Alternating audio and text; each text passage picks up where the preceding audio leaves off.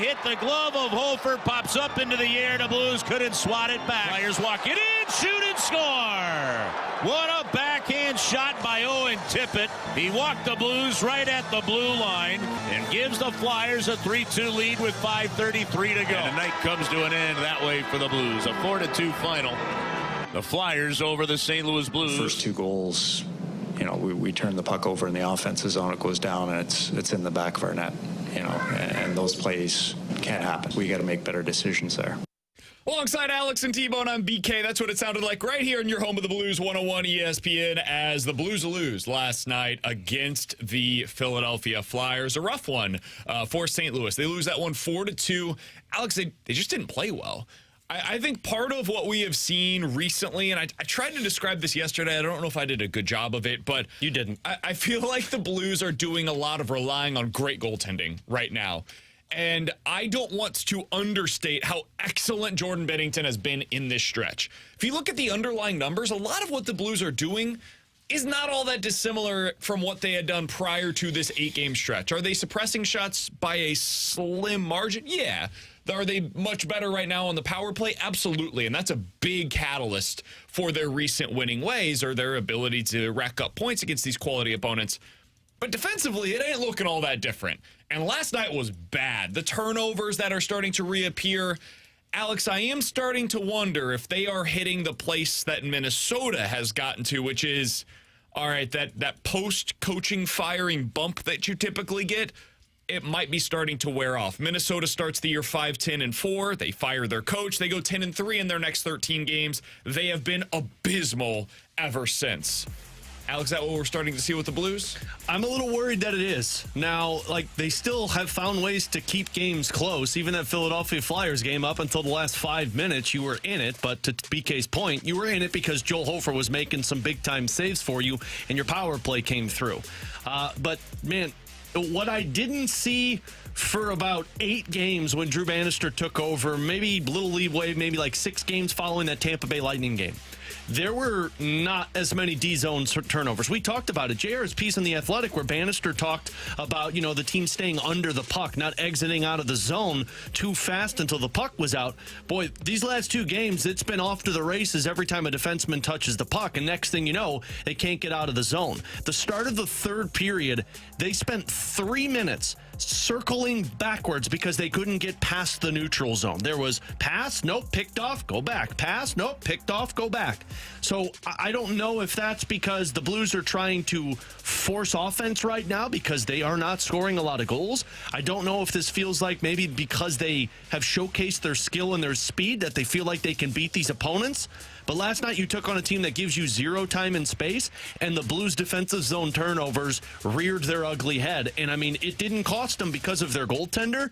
But if you start playing with that type of fire, you're not only going to get burned, you're going to burn the whole thing down because everybody else around you is starting to win, and you're back now bottom 8 in the National Hockey League. So I'm starting to get a little nervous that this accountability thing we talked about with Drew Bannister, he can hold guys accountable all he wants, but if you start to lose that work ethic on the ice, if you start to lose that mindset of making the right decision at the time of the game, then you're going to start losing more hockey games. So I don't want to go full they are losing that new coach bump because I think it's kind of twofold. One, I think their game is reverting back to kind of what we thought the roster was going to be, right? Where it's inconsistent, turning the puck over a lot. But the one thing that I would say that I'm still confident in what Drew Bannister is doing is the compete level is still there. Last night, even though they lost that game and it was a roller coaster of a game and they didn't play well in the first 2 periods, and Bannister said that as much post game, at least that they are still out there competing, because that was a game last year where during the end of the Berube era here, to where that goal goes in at the end of the second period, which, let's just be honest, bad goal from Hofer. Should have had that one. Anyways, it goes in by the end of the second period. That's the backbreaker for this Blues team at the end of the Berube time here. And I didn't see that. I keep seeing the compete for the Blues. I think what we're seeing now, though, is the roster is still just playing to what it is capable of. I think they are maxed out at where they are in terms of in the standings. Maybe there's a little bit more ceiling to their game, but we've seen that they're too inconsistent. They turn the puck over too much. But the thing that I'm still happy about, at least from the Bannister perspective and the new coach bump, and the reason I'm not saying they've lost it just yet, the compete is still there for the Blues. See, I thought they lost that compete in the third period. I thought as soon as Tippett scored that goal, they lost that compete. They lost that push, and the empty net goal was the perfect example of it. You rimmed it around the board, you lost the puck battle, and then you got the 2-on-1 the other way from Philadelphia. So although I agree the compete was there for the first two periods, I thought you lost it at the worst time possible. Yeah, and the funny thing is I thought they played like crap for the most of the first two periods. Like the compete level, I'm with you, was there. They just played poorly. And so then in the third period, your play improves a bit, I suppose, but your compete level wears off. So, weird game last night. A lot of what's gone wrong here is just like, guys, can you name the list of forwards that have scored at least 2 goals since Drew Bannister was hired? We're talking about a month of hockey. Wait, you're talking 2 goals? 2 goals, at least 2 goals at even strength. Okay, well, since Drew Bannister was hired. Kyrou got a hat trick. All right. Kevin Hayes. One. Thomas has gotten one. By the way, Jordan Kyrou scored 6 goals in the 14 games since Drew Bannister was hired. Kevin Hayes? Kevin Hayes has scored 2 goals at even strength since Drew Bannister. Robert Thomas has scored 4. Saad? Saad might have power play Brandon goals. Saad has 2. Even strength? Even strength goals. 0 assists. I think that's the list. Parayko's probably No, got he 2. said forwards. There's one more. Okay. There's one more. Pavel Buchnevich has scored 4 goals. So your pretty top good win. line, Kyrou, Thomas, Buchnevich at even strength have scored a total of 14 goals in the last 14 games. Beyond that, your forwards, Brandon Saad, 2. Kevin Hayes, 2. Nathan Walker, 1. Kapanen, 1. Toropchenko, 1. Shin, 1. Neighbors, 1. The rest of your forwards combined have not scored as many goals at even strength as your top line has scored in their last 14 games. Last night, your fourth line had more shots on goal than your second and third line had shots on goal. You don't have the skill. This team is not good enough to contend in a meaningful way this year. And Alex, this is not me trying to talk crap on your beloved St. Louis Blues. We just have to be realistic about what this team is capable of. And right now, you are working with a bunch of fill-ins in your middle 6 forwards. Your fourth line, at best case scenario, like the way that it should be constructed right now, it's fine. Your top line, more than capable of being a top line in the NHL. The middle 6, though, man, it's not good enough. You're biding time until your younger players are able to get here. And so, yeah, it's going to look bad on certain nights. And the offense isn't going to be there. And thank God this power play has improved, because they're just not going to be able to score consistently enough at 5-on-5 to be able to be a consistent threat in the Western Conference. And so this gets us to a piece that I read yesterday, Alex, from The Athletic, from your guy Dom, who was writing about how the Western Conference and really the NHL as a whole, this is as wide open as it's been in years when it comes to the teams that are capable of winning a Stanley Cup. He has 0 teams with a greater than 12% chance right now to win the Stanley Cup. And I think it was like 12 teams that have at least a 5% chance to win the Cup.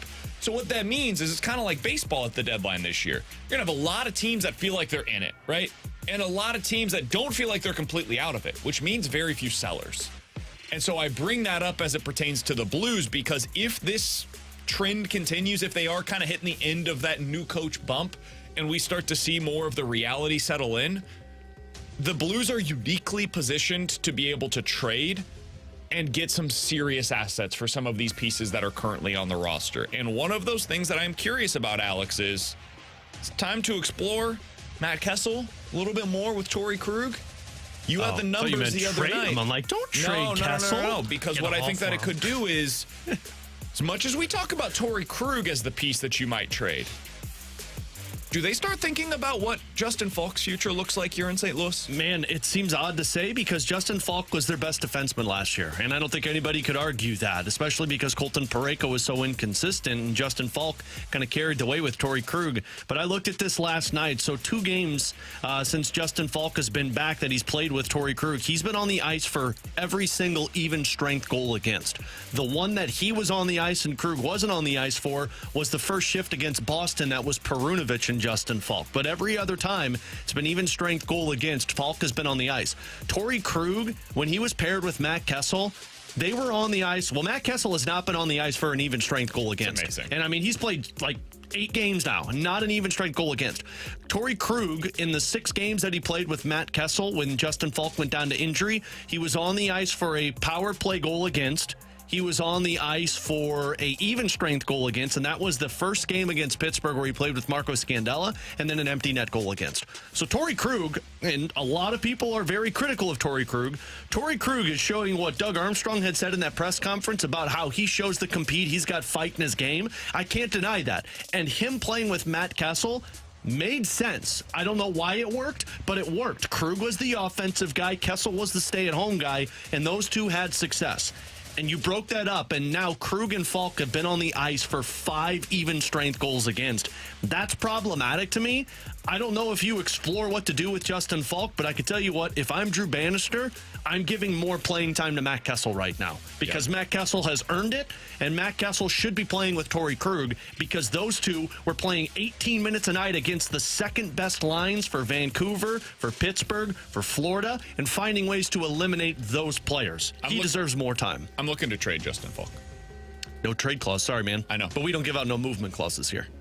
Justin Falk, after this season, has 3 more years remaining on his contract at $6.5 million.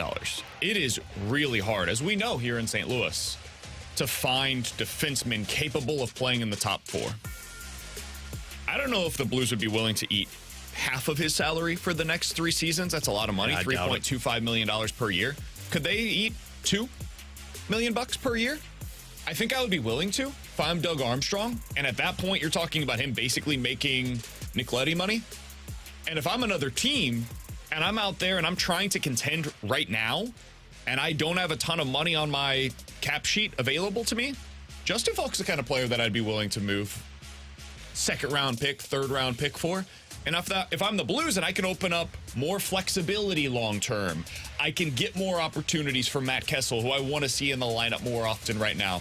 That's the kind of thing that I would start to explore. So as we get closer to the trade deadline, these are the kinds of things that I think are worth monitoring for Blues fans is watch these games, see, okay, who's going to be a part of this thing 3 years from now when we're really trying to contend? And if you say no, that player is not going to be a part of this, start thinking about, okay, what would it look like if they moved that player at the deadline or in the offseason? And I think Justin Falk is one of those players that we really haven't put onto that list that we probably should be discussing a little bit more. I think if the Blues, and there's not a lot of sellers, I think the Blues are going to have a healthy load of defensemen that could be traded. I mean, Justin Falk, absolutely. Torrey Krug, if he continues to play well, our team's interested, maybe. Nick Leddy as well. I think Scott Perunovich's name might be in that conversation as well, because the one difference between Perunovich and Krug is, man, Krug does have that feistiness in front of the net. He's got that fight to his game. I mean, if to do that test that you just talked about there, BK, I can list 2 defensemen that I could say, you know what, yeah, I could see where they're at in 3 years from now. Parayko and Kessel. He's Alex Ferrario. That's Tanner Hendrickson. I'm Brandon Kiley. You've got BK and Ferrario here on 101 ESPN. Coming up in about 15 minutes or so, as I listened to John Mozeliak and Bill DeWitt Jr. over the weekend, I thought to myself, are the Cardinals about to do something that they have never done in the Bill DeWitt Jr. ownership group era? We'll talk about that coming up in about 15 minutes or so. You guys can get involved in the show. 314-399-9646 is the Air Comfort Service text line. And we are live on YouTube, as we are each and every day, at 101 ESPN STL. But coming up next, the opportunity cost of sitting out of this coaching market is far too great for the Eagles and the Cowboys to not do what is necessary. We'll discuss it and that Eagles' atrocious loss. Coming up next here on 101 ESPN.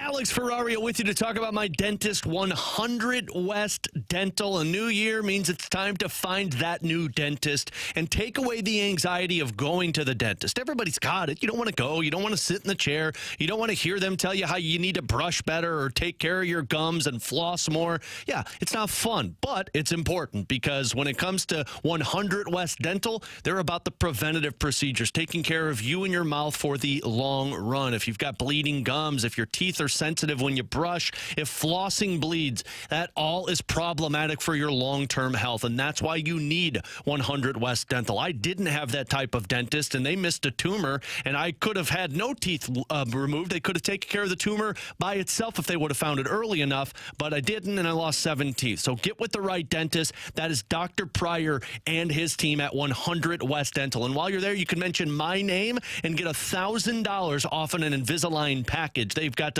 technology there that can give you a simulation of what your mouth would look like with Invisalign. So check them out. Get with the best at 100 West Dental, 100westdental.com.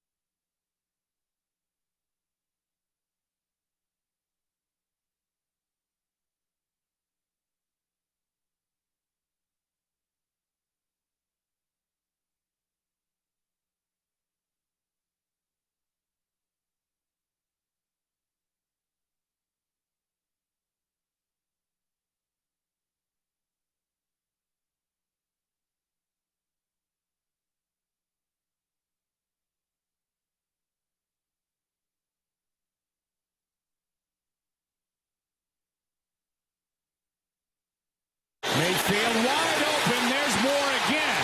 His second catch. Still working through this secondary. And a touchdown, Tampa Bay. No flags. You cannot go into next season status quo. There's going to have to be some changes, and I'm as interested as anyone to see what those are. And the Eagles are not alone. There's going to be a few other teams in that same position that are going to have to address it. But it's going to be a long offseason for the Eagles. It was a big disappointment, and even bigger one in the way in which they played tonight. That's what it sounded like last night on Monday Night Football, audio via ESPN, as the Eagles put out a stinker. This one was easy to foresee. I think most people that watched the Eagles down the stretch saw this one coming. They looked like a team that was limping to the finish line, Alex. Quarterback is hurt. A.J. Brown is out. Devontae Smith had a great game last night, but otherwise, the rest of the team just looked ready to go 1-2-3 Cancun. The defense forgot how to tackle against a Buccaneers offense that looked terrible 1 week prior against the putrid Carolina Panthers. So this was not a team that went out there and it was like, okay, they're going up against, the Lions or the Cowboys or the Packers. Like, okay, I understand how that could go. They played against the Buccaneers, the winner of the worst division in all of football. So something has to change there. Troy Aikman is 100% correct. And normally, Alex, in a normal offseason, I would say what you got to do if you're the Eagles, you back Nick Sirianni, the guy took you to the Super Bowl last year. Change over the coordinators, and let's see if this thing gets fixed in 2024. Because they clearly have the talent, and Sirianni, I think, still can be a good coach if he's got the right coordinators beneath him. I don't feel that way this offseason. I think this is a unique offseason where if you are wondering right now, do we have the right coach? And you're leaning and it's like 50-50, you have to fire him. Because right now, especially if you're a good job, and the Eagles is a good job, you have to go out there and get one of Jim Harbaugh, Bill Belichick, Mike Tomlin, see if he becomes available, Mike Vrabel, guy that's available right now. Who else am I missing? Oh, Pete Carroll. Maybe one of Ben Johnson, Bobby Slowick, the offense coordinator for the Lions and the Texans. Raheem Morris. You've got a all-time great offseason list of coaches that are available right now. So it's like if you have the number 1 overall pick and you're the Bears, you probably have to trade Justin Fields and take that number 1 overall quarterback because the opportunity cost of not doing so and having this chance to get a potential generational player is just too great. You can't pass that up. That's what the Eagles are facing right now. You can't back Nick Sirianni, who might be a good coach, when you've got the opportunity to go out and hire somebody that you know is a great coach this offseason. So the Cowboys, the Eagles, I think they're both in the exact same spots right now. Good jobs, objectively, that have to come open this offseason because of the great candidates that are out there. Yeah, if I'm Philadelphia, I'm not going to wait on this one. I think I could get rid of Nick Sirianni. It's very evident that Sirianni was great last year because of his 2 coordinators, and you took those away, and he couldn't live up to those expectations. My other question, though, before I make that move is, what's my roster going to look like? Because am I going to have massive turnover there? Apparently, you're going to have a new center. And with A.J. Brown, who knows what the hell's going on with that stuff, scrubbing his social media, Philadelphia. So, is my team going to look different? Am I going to still be competitive? You still got Jalen Hurts. You still got a really good offensive line, even without Kelsey, and you still have Devontae Smith. With all of these coaches, I'm not gonna sit there and act like I can get to the next level with this guy if I give him one more chance. Agreed. Because if there's one guy on the market, yeah, I'd probably give my guy one more chance. But, man, I've got 5 or 6 guys that I can go after right now. And for me to sit here and act like I need to do justice for Nick Sirianni because he got me to the Super Bowl last year, yeah, he got you to the Super Bowl, but so do those 2 offensive coordinators that went on and had more success than what you saw from Sirianni this year. Imagine if the offseason that they brought back Doug Peterson, if they had the opportunity to hire Bill Belichick, hire Mike Tomlin, Mike Vrabel, Pete Carroll, etc. Imagine if those guys were available and then they didn't. And then the next offseason, they fire Doug Peterson. This is coming off of that Super Bowl win against the Patriots. You would feel miserable if you gave up the opportunity to hire one of those all-time great coaches and you just passed on it. You just passed it by. It'd be like what we saw with the Falcons, for example, or the Broncos, when they passed up the opportunity to draft Justin Fields to get a guy that's a really good player in, what's-his-face, cornerback from Alabama, whatever. They draft a cornerback there who ends up being a good player, but they give up the opportunity to draft a quarterback on a cheap deal in Justin Fields. And then the next offseason, they're back at the quarterback market, and then they get themselves into a terrible situation with Russell Wilson instead. That's the kind of thing that can happen if you give up this opportunity to go get one of those great coaching candidates that are available. I mean, can you guys imagine Mike Vrabel with that team? I think he'd be a great fit in Philadelphia. First of all, he fits Philadelphia, just the ethos of the city. And then you add in, him coaching that defense, having the ground and pound mentality with Jalen Hurts as his quarterback, I think he'd be an excellent fit. Pete Carroll was the one that came to mind for me, because just the mindset of the running game, and then you have a mobile quarterback like they did with Russell Wilson. You've got a defense that you can get behind. Honestly, any of these names would be good, because I could make you the argument if Mike Tomlin becomes available. He'd be great. That's somebody you want to pursue, especially with just a Pennsylvania background. So, Nick Sirianni, I'm starting to wonder if Nick Sirianni is just an awesome coordinator and not a good head coach. I don't even know that he's an awesome coordinator. I think he might have been a creation of Shane Steichen, the new Indianapolis Colts head coach. Steichen was great this year. Like, really good. He damn near took that team to the postseason with Gardner Minshew as his starting quarterback for almost the entirety of the regular season. He didn't have Jonathan Taylor for the vast majority of the year. It was Zach Moss and Gardner Minshew and Michael Pittman Jr. And he created like a top 15-ish offense in the NFL with those guys as his key playmakers. That guy might be good at his job. And he did that last year with this Eagles offense. And then now you look at it and like, the Eagles just were a disaster this season, man. Yeah. They started out the season 10-1, but it was kind of a fraudulent 10-1. And then they finished the season on just a horrible stretch. I think it's time. I think they have to go make this move. The Cowboys, I felt the same way coming off of the weekend. And I think going into next year, if you get the right coach in there, they could rebound like that. It wouldn't surprise me at all if going into 2024, we're looking at the Eagles and saying to ourselves, oh, Mike Vrabel is the head coach, turn this thing around, get a few things better defensively. I could see how that ends up being a 12-win team again next year. Wouldn't surprise me at all. Yeah, and I think you guys are right. If that game's competitive, I think there's still an argument to be had on Sirianni. But, like, what are the odds that there's going to be this great of a coaching carousel next year? Like, it's not great impossible. at all. I can't imagine it, because I can't even think of a candidate that would probably hit the market that I'd be looking at that I'd say, oh, okay, now you can go hire that guy over Sirianni. Because you're right.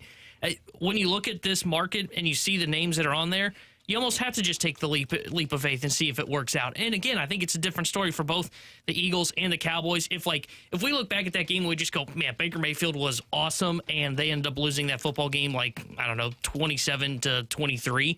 Then I think it's a different conversation. They weren't even competitive in the game, and there was no adjustments made really at halftime. In fact, I thought they got worse in the second half. And the same was said for the Dallas Cowboys. They could not make an adjustment. They got shellacked. It wasn't a close football game. I think both those squads have to make a change for probably just change purposes and see if they can go out and get one of those top end guys. And I don't even think you wait around and see okay, maybe we try and talk with Belichick first, make sure we got him locked in, and then we move on.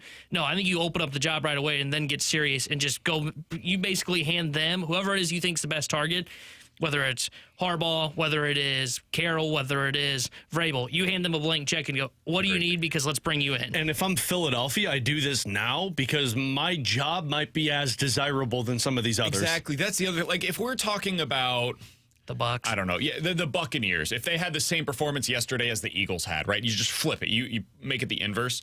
I wouldn't be talking about the same thing if I'm the Bucs. You've got Mike Evans, who's going to be a free agent at the end of the year. You have no idea what your long-term future looks like at quarterback. That's a totally different conversation. The Steelers, right? If Mike Tomlin says, hey, I want to move on, I want to go to another job. Man, I think the Steelers' job is a good one because of how much stability is there. I don't know how much winning you're going to be doing in the immediate future if you bring in a new guy as the head coach of the Steelers. So it's just a totally different situation. The Packers, for example, right? If they had flamed out this year, Jordan Love proves he's not the guy. It obviously didn't go that way. It's the opposite. And you know LaFleur is the head coach for the long term. But in this inverse scenario, you wouldn't be talking about them as the team that needs to fire their head coach to go hire one of these guys, because I'm not sure they could attract one of those guys in that scenario. The Eagles and Cowboys are good jobs with proven NFL quarterbacks and talent across the board, offensively and defensively. You've got ownership groups that, however you feel about Jerry Jones and Jeffrey Lurie, you know they're willing to invest in their teams. This isn't a situation like the Cincinnati Bengals, right?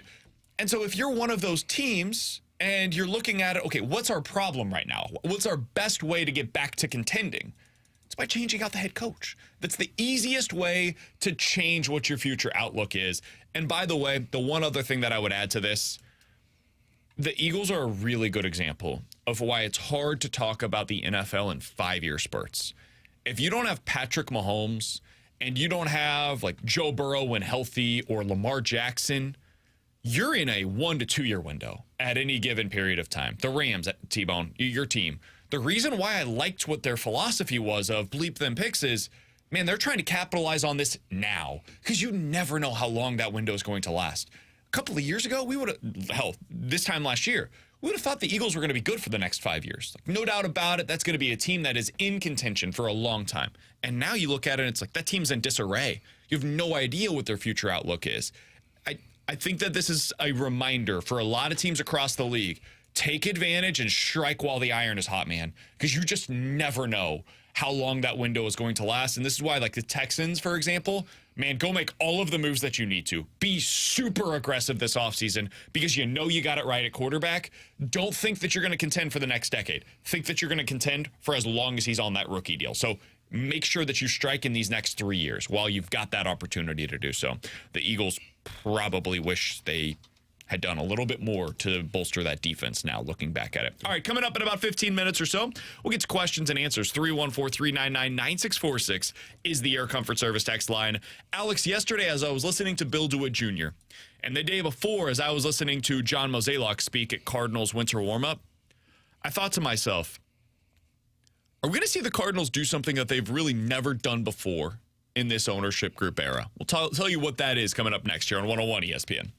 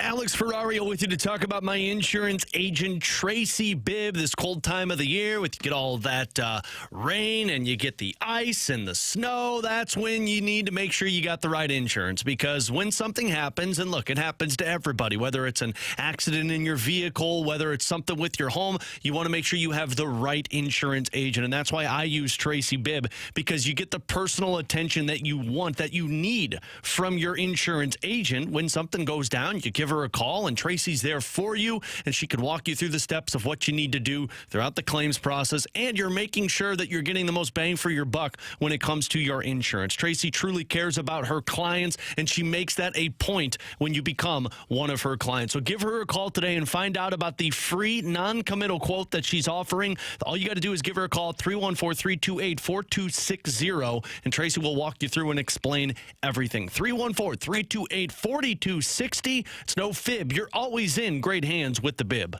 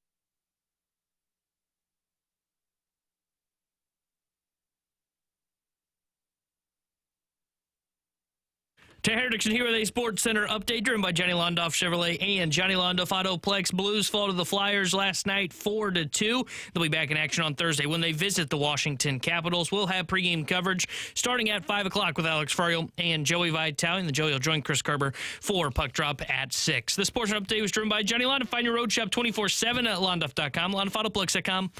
Are you kidding me?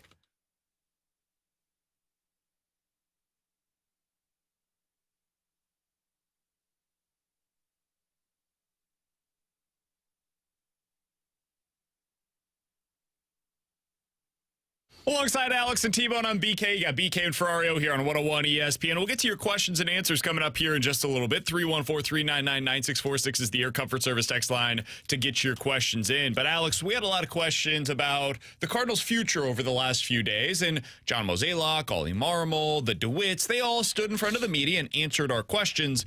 And as I was listening to Mo in the DeWitts specifically over the last few days, Alex, I thought to myself, man, I'm not sure I've ever been more... I'm not sure I've ever felt that the Cardinals' future was more in question than I do at this moment in time. And I don't mean in terms of like the wins or the losses or who's going to be on the... No, like, I don't know what it's going to look like. I don't know if they're going to continue adding payroll to the roster or shedding payroll in a serious way. I don't know if they're going to re-sign Paul Goldschmidt, a legacy player, which is something I never thought I would be saying going into this upcoming season. Our typical expectation would be, oh, yeah, Nolan Arenado, Paul Goldschmidt, they're going to be here for the rest of their careers because that's the way that the Cardinals operate. And yet, it's a little different this time around. Mo said over the weekend, hey, Paul Goldschmidt, we're going to play it by ear. We're going to wait on this thing. He wants to wait. We want to wait. We're going to see what it looks like early in the season. Okay, sure. Yeah, okay. The DeWitts and Mo both said very clearly over the last 3 days, the whole situation with Bally Sports Midwest, it did not impact their offseason for this year. The payroll was set as is for the 2024 season. They did say beyond this year, though, there's a lot of uncertainty. And, Alex, the reason why they didn't have any sort of issues for this upcoming year, they're guaranteed 100% of their money, boys. They got all the money from Bally Sports Midwest. Congratulations, Cardinals. I'm happy for them. One of the very few teams in Major League Baseball that has zero uncertainty for this upcoming year, so it's a good thing they're reinvesting that in the team. Yeah, they backed it. They spent more than they ever have. Of course. If you take a microscope, you can see that money that is being spent. It's like an extra, comparatively. Just an extra couple of cents. But, Alex, let's set that all aside for a moment. Why? For 2025... the contracts that are on the books include Nolan Arenado, Wilson Contreras, Miles Michaelis, Steven Matz, and Sonny Gray. Those are the only guaranteed deals that are on the books beyond this season. That totals for $105 million in guaranteed payroll, not for this year, for next year. The year after that, it's just Nolan Arenado, Wilson Contreras, and Sonny Gray. Those 3 deals total for $80 million.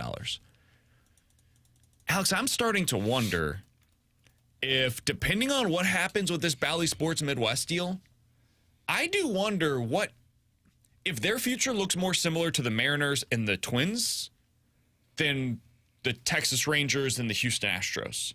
And what I mean by that is those teams are really tightening up the belts right now. When you look at what their off seasons have looked like, there's a lot of frustration in Minnesota and in Seattle right now about, hey, these are teams that were like supposed to be contenders in 2024. And I think their teams have gotten worse this offseason. They have taken a step back instead of another step forward. Do you get the feeling that we could see something similar here in St. Louis where maybe Goldie's not back and you see Alec Burleson as your starting first baseman? Maybe Nolan Arenado is not back in 2025 and Nolan Gorman moves over to third and Brendan Donovan is playing second base.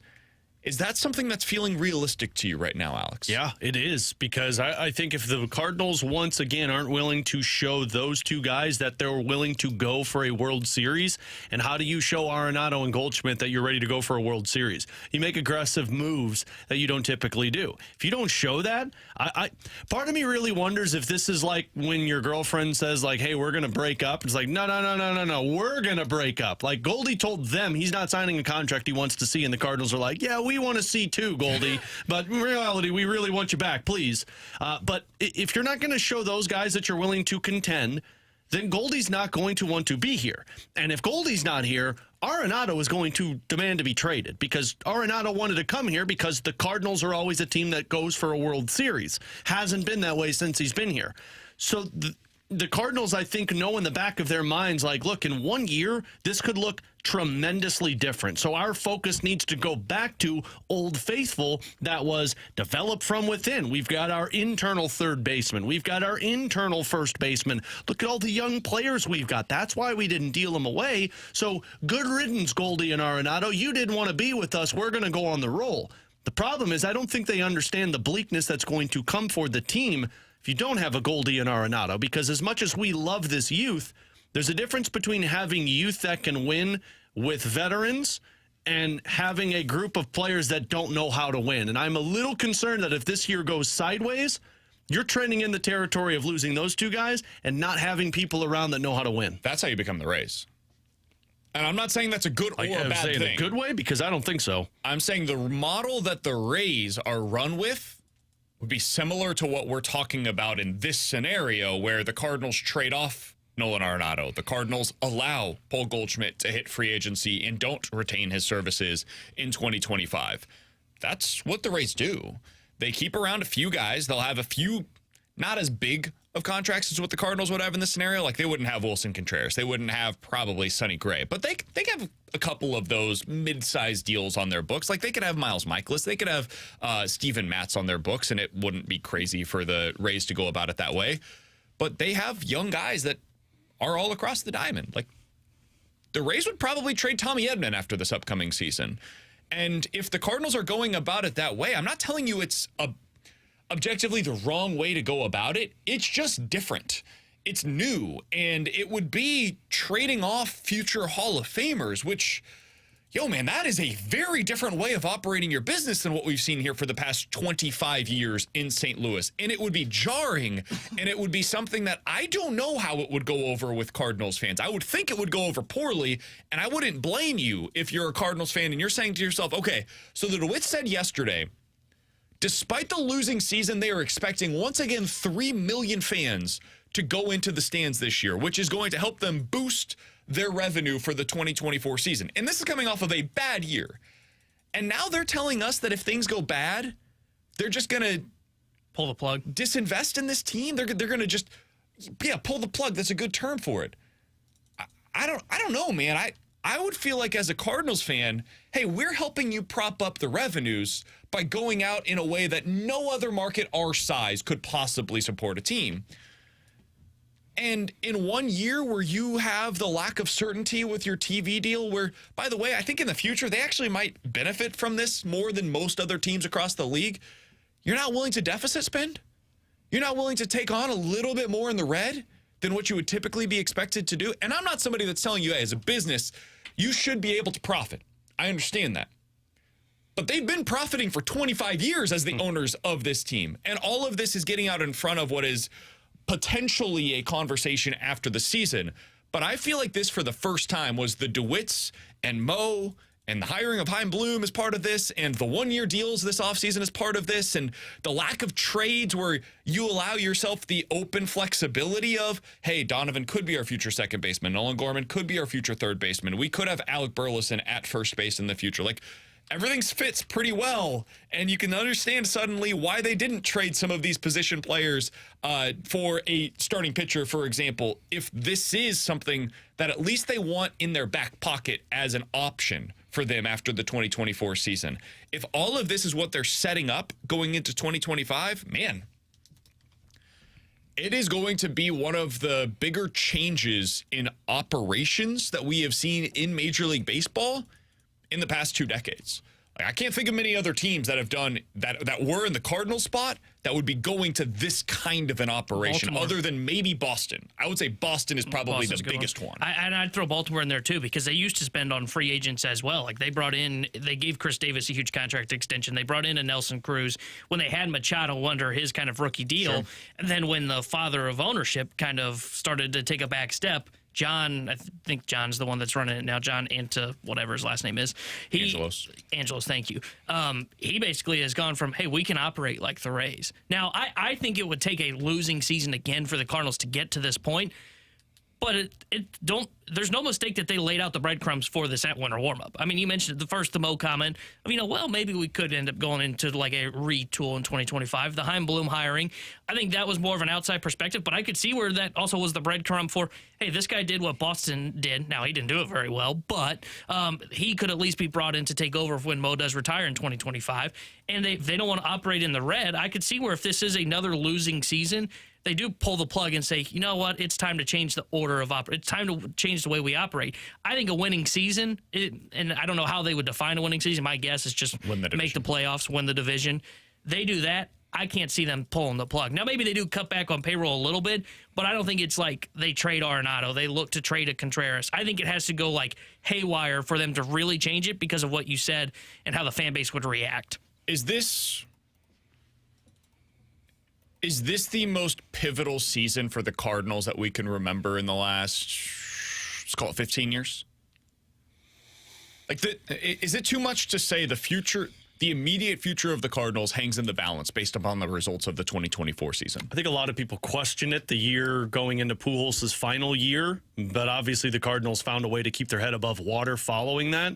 But yeah, I would say in terms of the most pivotal year since 2011. Yeah, the change of direction of what they could look like, and honestly, the change of fan base's perception, because fan bases aren't going to be on board for this if it takes that drastic of a turn. I think there will be some that, I mean, I can only speak based on our text line, for example. I think there will be some that embrace it and are kind of excited about something new. That it's like, hey, they've been trying this for the last 7 years. This is at least different. Do they embrace that, or do they embrace that when a change in leadership happens, they embrace that? That's where I feel like the real embrace will come into play. But the reason, real quick, the reason why I say I think some will embrace it, I think that's until they see the games. Yeah. I think that changes if there's losing that comes with the change. The change feels great until it's just change for change's sake, and then the results don't look a whole lot different. And I think that's what would happen. Like, I think a lot of the times it's really exciting, it's fun, it's interesting to see the young guys play, but a lot of the times what that looks like is 500 or worse baseball. When you don't have Nolan Arenado and Paul Goldschmidt out there to be able to prop up the young guys, it doesn't look quite the same most of the time. Sometimes it looks like the Orioles from last year, where they win a whole lot of games. It's like, damn. Or the Diamondbacks, where it's like, ooh, okay, I can see how this comes together. A lot of times it doesn't. Looks like a lot of the times it looks like the Pirates or the Royals or the Reds, where it's like, okay, this is exciting, but is it really going anywhere meaningful? And the answer is no. Yeah, and what I was going to say is, whether it be change and maybe they get excited about a front office change when Mo decides to retire, or they do come out and they basically say, hey, we're going to cut back spending. We're going to try and operate as like a $100 million team rather than a $170 million team. Okay, that's all fine and dandy, but what's going to be the biggest draw for Cardinals fans? And I know Cardinals fans get upset about what is being defined as winning for the Cardinals now, where the Cardinals would say what you said, win the division, while fans want NLCS. Well, you know what both those have in common? They're both winning. And that is the number one thing that will drive fan interest. If they change and they decide to change the payroll structure, or they decide to make a massive change in the front office when Mo retires, what's going to be the thing that would keep fans excited about it? It'd be winning. Losing, this team goes another season like they did last year, where they went, 71 and 91? If that's a consistent theme, yeah, they're not going to like the change of cutting payroll. They're not going to like the change that happened in the front office. Winning is the number one thing that will drive the Cardinals fan base. Last thing on this from the 314. Guys, try to make it at least a little less obvious that you're just trying to draw attention. What the hell are you talking about? I'm going to read you a tweet. This comes from Derek Gould. I think it's fair to say he's not exactly a guy that's like a hot take artist. It's the Cardinals beat writer for the St. Louis Post-Dispatch. He relies on information to inform his reporting. 2 pitchers signed a 1-year deal. An MVP at the end of his contract. A reliever acquired who was a free agent at the season's end. A front office asked about a succession plan. The Cardinals appear to be at a tipping point. Is that a tipping point that is heading to a rebound or a rebuild? Ooh. That's from Derek Gould, Great man. line. That is not something that is made up. This is not just a whole lot of, like, Ferrario tinfoil theories. This is real. The Cardinals are at a tipping point right now, and the 2024 season could determine which direction they head in. Are they heading towards where the Boston Red Sox went, which means trading Mookie Betts, or your version of him, which is Nolan Arenado, and hitting the complete reset on their books? Or are they heading to a place where they re-sign Paul Goldschmidt, look at what lies ahead of them opportunity-wise with this TV deal, and say, okay, actually we're well situated to be able to capitalize on this deficit spin for a couple of years and then hit the accelerator again? Which direction are they willing to go? Which direction are they able to go? It very well could rely on whether or not they have success in 2024. This is a hugely important season for Cardinals fans, for the organization, and for the future of what this franchise looks like. I don't think that's overstating it. Neither does Derek Gould. All right, coming up next, 314-399-9646 is the Air Comfort Service text line for questions and answers here on 101 ESPN.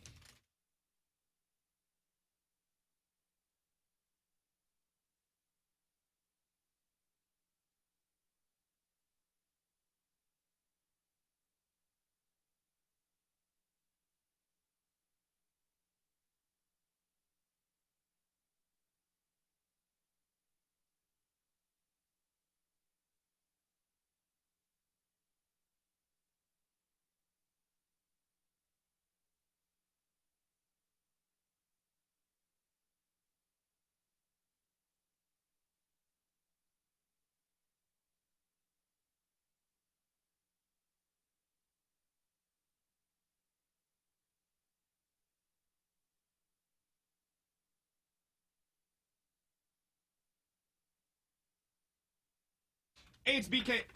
Hey, it's BK, and I got to tell you about my friends over at Victory Men's Health. If you've got a question about whether or not they can help you out, the answer is probably yes. But you can go over there right now, victorymenshealth.com, victorymenshealth.com, to find out exactly what they can do for you. And if you're somebody that's a little skeptical of this, you don't want to go into an actual facility, well, good news for you. They are now offering telehealth for all of their services. The one thing that you gotta live in either Illinois or Missouri, but the process is going to be so easy. Go to their website, again, victorymenshealth.com, click on the telehealth tab, and from there you pick which service that you are interested in, whether that be weight loss, hormones, micronutrient testing. It's all available for you at victorymenshealth.com. Depending on which service you're interested in, they will ship the lab draw kit directly to your home, and once those results are in, they'll do an entire video telehealth consult with you to review your results. So go to victorymenshealth.com, victorymenshealth.com.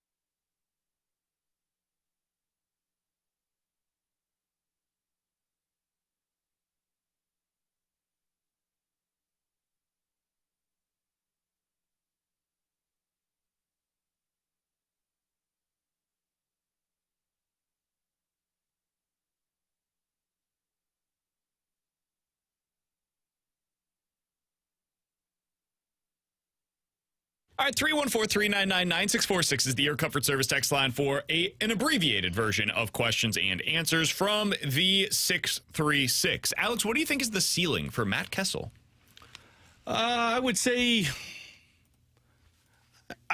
probably like Joel Edmondson type, to where he's a really stable, shutdown top four defenseman. He's nothing that's like a superstar.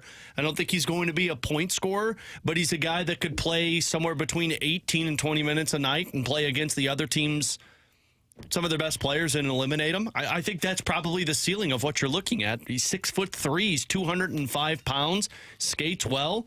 I think you could probably see a Joel Edmondson kind of esque as the ceiling of Matt Kessel. I like that because I was kind of thinking probably ceiling more third pairing. But I could play in your top four in a pinch like we've seen so far this year when he played with Krug. But I would say more than likely probably a stay-at-home kind of shut-down, quote-unquote, defenseman on a third pair. That feels right. Yeah, I think sometimes when we see these guys that have some brief success, we get overly excited about what they're going to be long term. On a good team, I think he's probably a third pairing defenseman. That feels about right to me. 314-399-9646 is the Air Comfort Service text line for questions and answers from the 618. Guys, if you were the Tampa Bay Buccaneers, would you re-sign Baker Mayfield this offseason? Yeah, I would. I don't really know if there's going to be that many better options out there. Drafting-wise, you're probably not going to be able to find anybody. And Baker Mayfield's shown the ability to win with this team. So I'm not going to, throw the bank at him and put myself in a bad spot. But if he's willing to kind of come to an agreement that helps him and helps the team, I'd lock him up. He's obviously a winner. I'd try and give him the Geno Smith deal. Geno got a 3-year contract around $25 million AAV, but it was the way he signed it. I mean, the Seahawks could technically get out of that contract this year after the first year of it. So if I'm Tampa Bay, I'd try and just kind of replicate that formula, give him a 3-year deal, probably around that $75, $80 million, and find a way to get an out after year one. Man, they are in a really tough spot because cap-wise, they don't have a ton of money to spend this offseason, and they've got some significant free agents, including Mike Evans. So if you're the Bucs, does Baker Mayfield look the same if he doesn't have Mike Evans next year? If you're, instead of paying him $8 million, you're paying him $25 million? Evans was pretty invisible last night. He was, but that was also against a horrible Eagles defense. I would probably try to bring him back, but I think I'd be more likely to trade up for a quarterback than I would be to bring back Baker Mayfield, honestly. It's going to be hard. It's not going to be easy because they're going to be picking in the mid to late 20s now because they won that game yesterday. But I don't know that I would wants to be the team that's paying Baker Mayfield $25 million. And I think that's what it's going to take to be able to re-sign him. So it's a tough spot. I don't envy their situation. They fell into a pretty good quarterback. Could you get the same, for example, next year out of Gardner Minshew at $10 million or out of Jacoby Brissett at $10 million as you would on a 3-year deal worth $25 per from Baker Mayfield? I think the answer is probably yes. And if that allows me to bring back Mike Evans, I would probably lean towards that side of the aisle. Coming up in about 15 minutes or so, we'll get to a game of Bet It or Forget It. But next, the postseason exposes whether or not you have the right quarterback. Who lived up to those expectations over the weekend, and what does that mean for their immediate futures? We'll talk about it next here on 101 ESPN.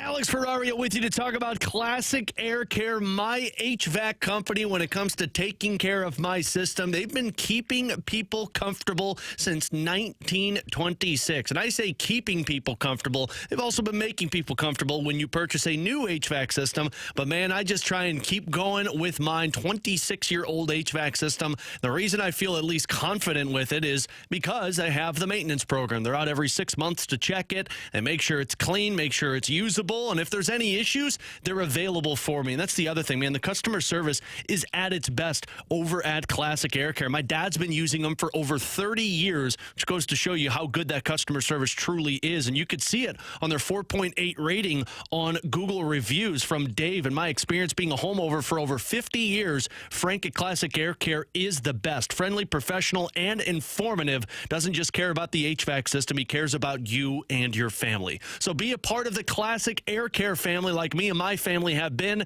Check them out, Classic Air Care and ClassicAirCare.com.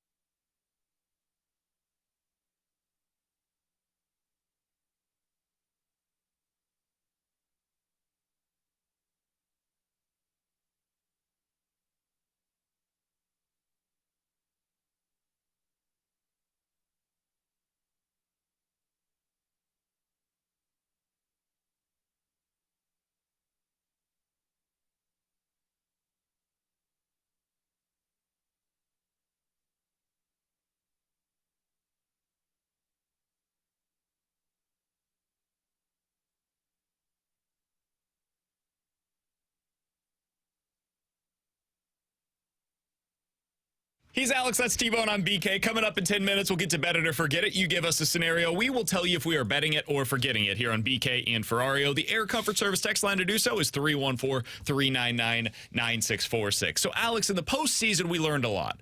We learn a lot about, do you have the right quarterback in place or not? Because the game changes once we get to January.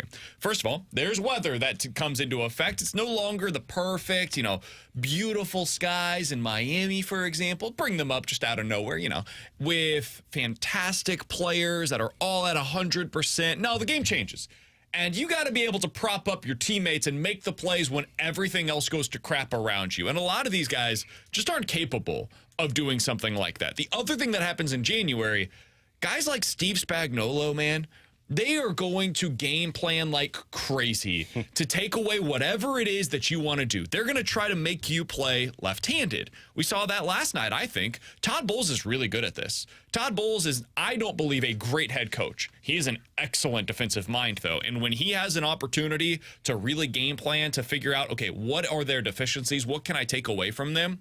He's going to do exactly that. And we saw that last night when the Bucs took on the Philadelphia Eagles. So, Alex, when you look at what we saw in the first weekend of the NFL playoffs, what do you think was the biggest thing you learned about any individual quarterback, whether it's on the positive side or the negative side, about a guy that either can or cannot lift up their teammates when it matters the most. I mean, negative side, I think we've learned that Mitch Trubisky's not the guy in Pittsburgh, right? Like Mason Rudolph outperformed, not Mitch Trubisky, Kenny Pickett, sorry. I mean, you can say it about both of them. Yeah, honestly, both work. So in the positive sense, I mean, I guess it has to be Jordan Love because I personally thought the C.J. Stroud was just as impressive as Jordan Love because that's a really good Cleveland Browns defense that you went out there and showed up against. But, I mean, Jordan Love to do that against that Dallas Cowboys defense, like you just mentioned, spending all of that time and game planning, Dan Quinn was able to do that and not figure out how to stop Jordan Love. So on the positive side, I think Jordan Love has to be one there. Jared Goff should be a positive one right now to impress a lot of people. I think Josh Allen, although didn't look great the second half, still an impressive game. I know you just hate him, man. We'll get into that later. Negatively, frauds, complete frauds. You're the worst. You really are, man. You're just so Chiefs worried. are going to win that by 10. Hold on, if you hear that for the Bills. If you hear, listen softly. BK's knees are trembling right now because of that matchup. No, they're really not. Donnie Fandango, your team's on notice. That team stinks, man. Calling out Donnie. Yeah, we'll have They're him. lucky they won that game. Donnie will the take the stage when you're not here later this week. Yeah, I'm looking forward to put it. you He'll in tell your you his place. team's a fraud. No, he won't. No, he won't. But I think negative-wise, the two guys that stand out to me that aren't the obvious ones is Jalen Hurts and Dak Prescott. And Jalen Hurts, broken finger or whatever, so it makes sense. Dak Prescott, man, hearing the post-game comments from him and Mike McCarthy, I'm a little wondering if Dak Prescott's the actual playoff guy that we're thinking he is. He might be the prototypical regular season quarterback, but in the postseason, it's not the guy. He's Kirk Cousins. Yeah. I mean, Mike McCarthy said, sometimes you got to get your quarterback in rhythm, and we didn't get it fast enough. And Dak even said, my head was moving faster than my body. Man, I really like Dak Prescott. I'm a guy that has defended him hell or high water. As you continue adding these things up, it's almost the Romo discussion, right? I was always a Romo defender because I thought Romo was a much better quarterback than he was given credit for. I was a Phillip Rivers fan as well. Much better quarterback, I believe. I think he should be a Hall of Famer. I think he's a much better quarterback than people give him credit for. But, man, as the evidence starts to stack against what you believe, you've got to be willing to listen to it. If a guy tells you who he is long enough, at some point you listen. And Dak Prescott has told us a lot of times, man, hey, when these moments start to get bigger and bigger and bigger, I starts to get smaller and smaller and smaller. And I think the same might be true for Tua Tagovailoa. And that's my answer on this one. Man, when stuff around Tua starts to fold, it's hard for me to say, yeah, I'm willing to give that guy $50 million. But did you really think he was going to be better than that after this season? Because he was never consistently great. Maybe I didn't expect him to be better. I hoped he could be. And I think if you're the Dolphins, you hope that he can be. And if you're going to pay him $45+ million, and that's the going rate. This is not me saying he should be a $50 million. No, if you're going to pay your quarterback, you have to pay him a lot of money. That's what it costs. I heard Alex Smith talking the other day about, hey, the middle tier quarterback salary is just gone. And Alex Smith saying that is interesting because he was the guy that invented the mid-tier quarterback salary. It used to be, hey, we're going to pay $25 million for our quarterback because he's not Patrick Mahomes, Joe Burrow, Josh Allen. And so, 15 years ago, that would have been where Tua Tagovailoa kind of fit in. Hey, you're not Josh Allen, but you're also not Baker Mayfield.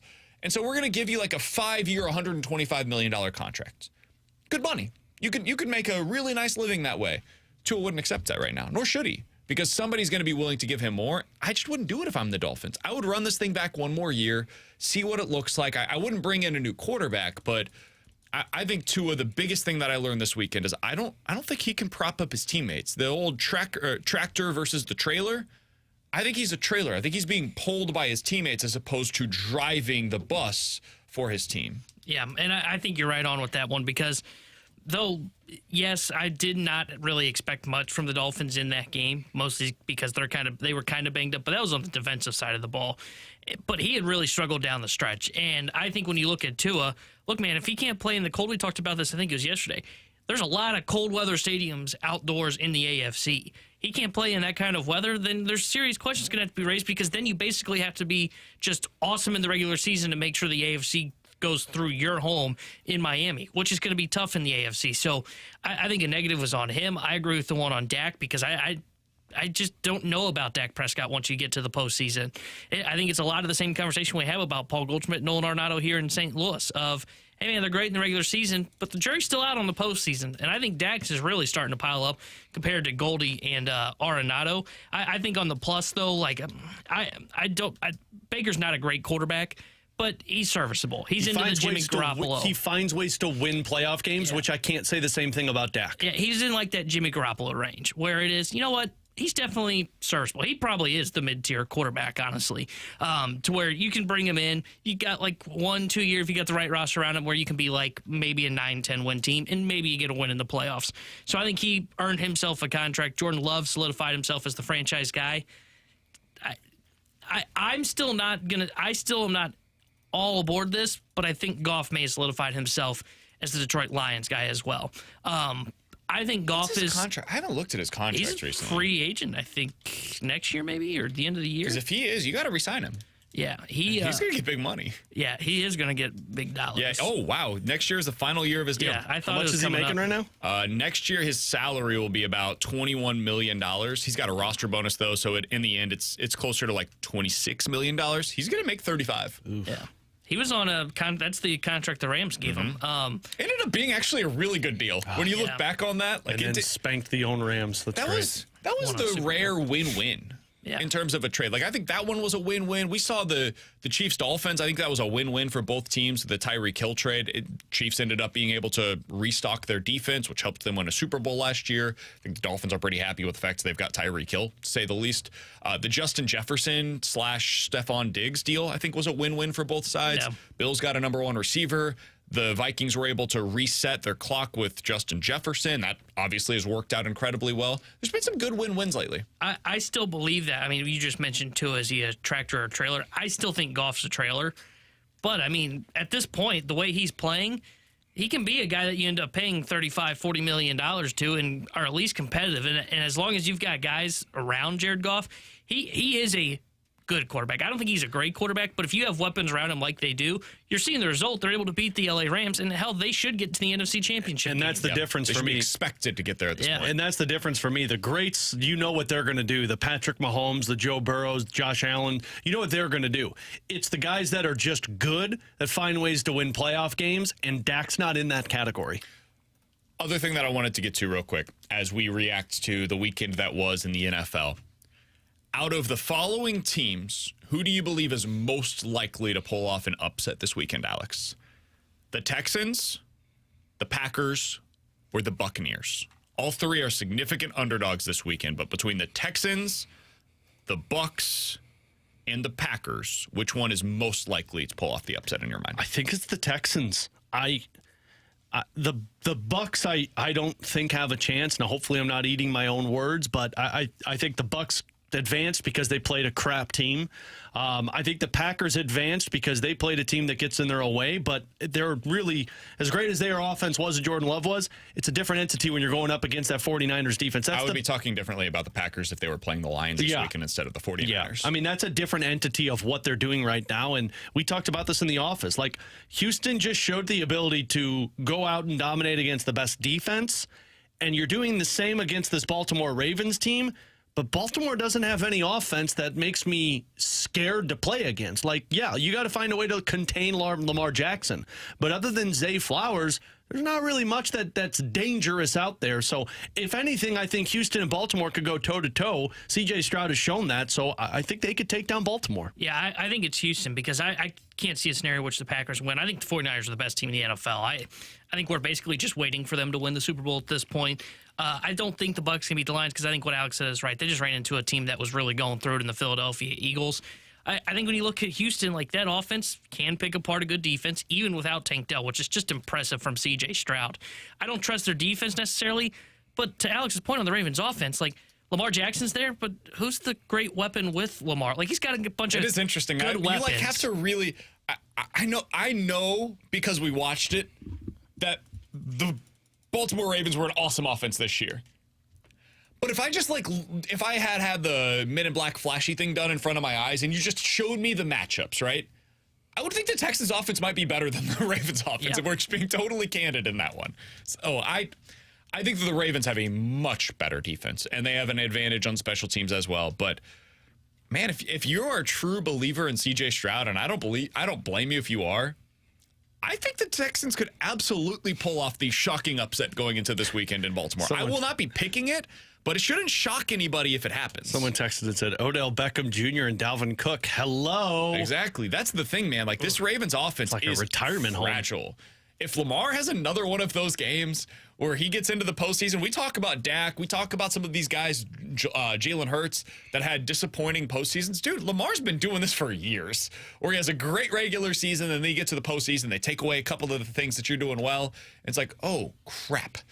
There is not enough around him. And you look at it now, and you're like, okay, Zay Flowers, really good wide receiver. Who's the second guy that you're most concerned about on the Ravens offense? I guess Mark Andrews, if he's able Isaiah to play. Likely? It probably is, Likely right? for how he's But played. To our point on the Ravens, like we were doing best ball drafts before the playoffs started, right? And I'm going through a best ball draft, and Zay Flowers and Lamar come off the board, and I go, who the hell's this Isaiah Likely guy? I'm like, I don't remember him being like He was this on awesome waivers like weapon. 2 weeks after Mark Andrews got injured in fantasy football. Like they just don't have an offense to where like I expect Houston, because I think D'Amico Ryans is a great head coach. I expect them to eliminate Zay Flowers. So how are they winning this football game? I expect them to contain Lamar Jackson. And if you force Lamar Jackson into panic situations, we've seen the tendency of losing the football. I've convinced myself the Chiefs are going to the Super Bowl because of our conversation right now. They can't Coming get up past in the about Bills. 10 minutes or so. What the hell are you talking Well, how about? do you get to the Super Bowl if you can't win a divisional round? The Cardinals have said time and time and time again, hey, we needed to alleviate our surplus that was taking place in the outfield. Did they actually do that this offseason? We'll talk about it in just a little bit. Better to forget it next year on 101 ESPN.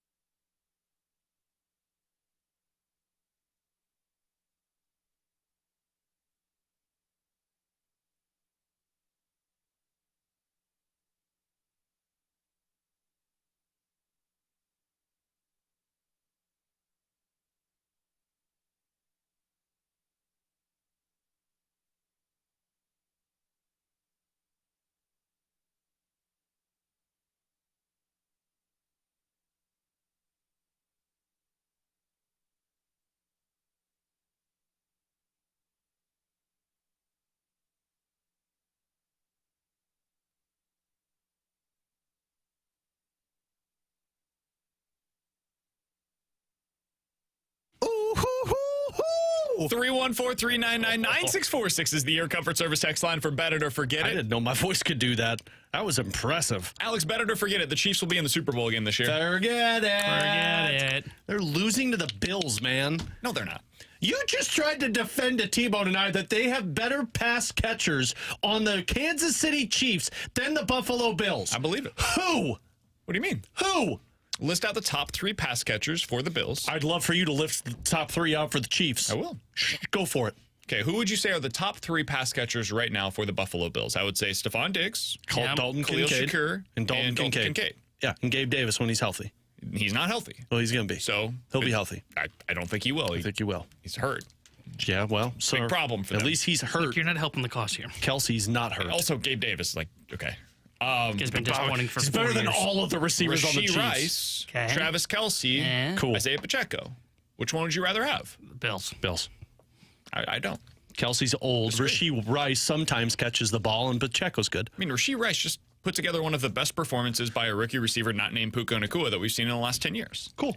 And Travis Yeah, Kelce I is trust still Rice. Travis Kelce in the postseason. Really? Yeah, he Is dropped he? 3 balls early on in Yeah. the Is game, but he finished 7 for 70. Yeah, but is he, though? I think we'll look back on this game and say, it's weird that we ever thought that the Bills were better. I really do believe I think that. we're going to look at this game and go, ha, BK, the Bills won. I think we're going to look back and say, how did the Chiefs get through the first round? The Bills stretch that has convinced us that they're this juggernaut.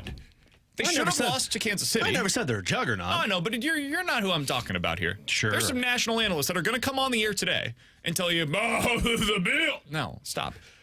The Bills beat Kansas City in Kansas City because of a horrendous final play that Kadarius Toney, who, by the way, will not be participating in this game on Sunday. Why is that? He's been banished. Why is that, man? He sucks. Oh, okay, good. He lines up in the neutral zone, and the Chiefs lose, but they should have won that game.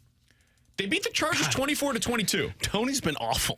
They should have lost to the New England Patriots. They win that game 27-21. The Patriots, who were an abomination, so much so that one of the greatest coaches in the history of football, probably the greatest coach, got fired because his team was that bad this year. Mutually parted ways. Yeah. The Bill Belichick Dolphins decided. that we just saw get absolutely shellacked by the Chiefs. The Bills did everything in the power to lose that game, and they won 21-14. That's the team. All I'm hearing is by the way, the excuses. Bills tried like hell to hand that game to the Steelers yesterday as Kinda well. right where they wanted him. They weren't capable of taking it because Mason Rudolph was their quarterback. Chiefs are going to win this one. Chiefs are going to win by double digits. When we come on the air on Monday, I'm going to take them on the alternate line. Chiefs -7. Now you put your mouth or your words where your mouth is. You do Chiefs -9.5. The Chiefs will win this game by at least 10 points. You better do Chiefs -9.5, And not if they 7. don't? If they don't, then they don't. But I'm telling you that they will. No, if you're going to be this bold about it, there have to be repercussions. Okay, what do you got? I mean, I'm not going to do something crazy. Like, I bet you I could get plus 250 on the odds of this, like 2.5 to 1. Okay, well, I'll come up with something plus The Bills are not a very odds good worth. football team. They have been a Neither are the fraudulent Chiefs. team. Neither are the Chiefs. That's what I understand. Like Chiefs I have a totally top 3 agree with defense you. in the NFL. Okay. The best quarterback in the NFL. Yeah. They've got a receiver that has come on Rashee Rice that they clearly have figured out a way to utilize in the past few I'd say weeks. Stroud's the best quarterback in the NFL. You're ridiculous. And Travis Kelce's a Hall of Fame tight end who is Looks doing old and slow. He's doing this year what Rob too busy Gronkowski dating. did in 2018. The Chiefs will be in 2024 what the New England Patriots were in 2019. Where's the game being played at? It's in Buffalo. You know where that Chiefs versus Patriots game was played? It was played in Kansas City. Yeah. The young buck Patrick Mahomes got his ass handed to him because D Ford lined up off sides against the New England Patriots. Kind of a common theme with the I was Chiefs. going to say, we got a lot of excuses Andy going Reid on with doesn't this know how to Chiefs teach team. him how to line up. That's embarrassing. Yeah, your coach doesn't even know how to teach off sides. I'm telling you. The Chiefs are going to beat the Bills by double-digit points this weekend, and we are going to be reminded. And then, by the way, the Ravens are losing as well. The Arrowhead Invitational is back. It is back for. The Ravens might for lose. the 6th consecutive year, I agree. believe it is. The Chiefs will be hosting the AFC Championship game at Arrowhead next weekend. You heard it right here first, ladies and gentlemen. I'm sorry. Go ahead and parlay that. Chiefs -10 All right, look. and the Texans money line. God, can you go on vacation at 1 o'clock today? Is that okay? Can we do that? I'm sorry. Sorry, listeners, I've you taken didn't up a hear lot that. of time. Jesus. Alex, what do you have for better to forget? I don't forgot that's the even- segment we're doing I here. don't even know anymore because we've just been rambling about the Kansas City Chiefs. Bet it or forget it. Going into next season, the Blues will have 2 defensemen that are on their team right now on other teams. Say that again? So going into next season, 2 defensemen that are on the Blues team now will not be on their team next year. Bet it. 2 of them. At least. I think it's closer to 3 or 4. Man, you're like your vacation mode where it's like, I'm going to throw everything. I'm going to Morosi Scandella. and then leave. Yeah. I don't think he's going to be back next year. I think there's a decent chance that one of Krug, Letty, or Falk are gone. All no trade clauses. I think one of them will be gone. I would add Perunovic as a possibility there. I would add Tucker as a possibility there. They don't have any more defensemen, man. Who are their defensemen? I'll bring some in. Drew Bannister's going to I'm betting shoot this up one, one too, by the way. And I think Scandella, and I think one of Krug, Letty, or Perunovic will be gone. Yeah, see, I would bet it. I would say Scandella's gone. I think he's gone at the deadline. Agreed. And then I just think somebody's moved. I don't really know if I know exactly who. I could see Letty. I could see Falk. I'm not sure I could see Krug. He already likes to be here. Which, honestly, for how he played with Kessel, cool. I'm fine with you being here. And then I could see the argument for them trading up Perunovic. So I would bet this. I don't know who that second name is, but I definitely know Scandella. I don't know the other one, but I would bet it. Got this parlay for you. Get the hell out of here already. All right, bet it or forget it. Chiefs -6.5 in the Texans money line. No, you said 9.5. 15 to 1. Yeah, you said they're going to win double digits. Put your money where your mouth is and make that spread 9.5. I can't wait when they're down 24-0 at halftime, and you're like, "Ma, the Chiefs are going to come back." It's not going to happen. Maybe you should have to get an Allen jersey if the Bills win. All right, I really can't wait for Rasheed Rice to drop the ball in Chiefs the end zone. -9.5 in Texans money line is a $210 win on a $10 wager. 21 to 1. Kelsey lines up offsides on the final play of the game. Who's doing it with me, ladies and gentlemen? Nobody, because it's a losing bet. It's a winner. What was your bet about the Jets making the playoffs, and how are they doing? Jets and the Bengals. Yeah. To win their respective How divisions. did those guys Follow do in the him, wild St. card Louis. round? He is the one. Hey, to be fair, I also have the Bills to go to the Super Bowl bet. That's looking pretty good right now. Is it? Because you're like all over there going. Because the Chiefs. What is happening I'm right covering now? my own ass, ladies and gentlemen. T-Bone, what do you got? Guys, bet it or forget it. The St. Louis Blues will have a top 10 pick in this year's Bet it. NHL draft. Yeah, bet it. They're already there. They have the 12th All right, well, toughest let's make schedule this- the let's rest make of the way. this- Let's make this a little more He's interesting. going spicier? Bet it or forget it, they will have a top 5 pick in this That's year's where it gets NHL draft. difficult. I would say forget it unless they win the lottery.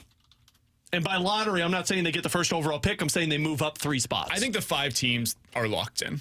Agreed.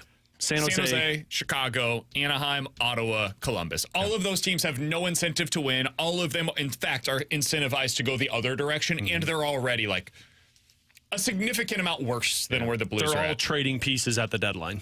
I think there's a top 5. It's almost like quarterbacks in the NFL where you've got Patrick Mahomes. It's clearly above everybody else. No, CJ and then you've got Stroud. the next group. I'm kidding.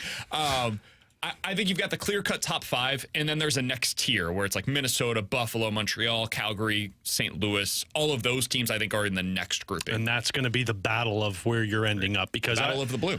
Battle of the Blue. And the Blue Jackets are going to, unfortunately, prevail. The problem is Edmonton, Seattle are all fighting now and are playoff teams, which if those 2 teams get into a playoff... Edmonton is on a heater. So is Seattle. Seattle just lost the first time in 9 straight. Edmonton's won like 10 in a row. Those 2 are going for their positions in the playoffs, which means you're going to bump LA and Vegas down. You could see only 3 Central Division teams getting into the playoffs because Nashville and Arizona are going to have to hold pace with those teams. So, yeah, I'm going to bet this one. I think you look at a top 5 pick because you got a tough schedule the rest of the way also. All right, 314-399-9646 is the Air Comfort Service There's X line one for more Bet It damn or Chiefs Forget on It. here. There's not. Bet It or Forget It, Mike Vrabel is a head coach in the NFL next year. Bet it. Where do you think he is? I could see Atlanta. I could see Philly. I think Atlanta's going to get Belichick. See, I think the Cowboys are going to get Belichick. I think the Cowboys are dumb and running it back with my Cardinals. Dude, that would be that's a unbelievable. terrible decision. The one will be interesting if Pittsburgh decides to move on from Tomlin. Vrabel would be a Pittsburgh kind of guy fit. too. Great fit. So honestly, I could see so many different paths for Mike Vrabel. So I would bet it. There's no like reporting of this. I would almost say Washington. I think Washington makes a ton of sense because new ownership, they want to kind of turn the tide. And if they're going to be willing to be patient and kind of go through this rebuild or retool, I would call it a rebuild.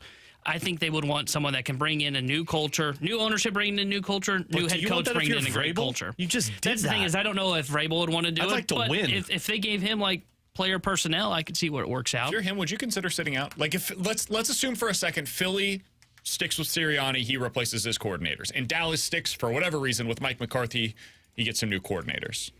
If you're him, would you then sit out this year What job and are you find out waiting what's for? Kansas City?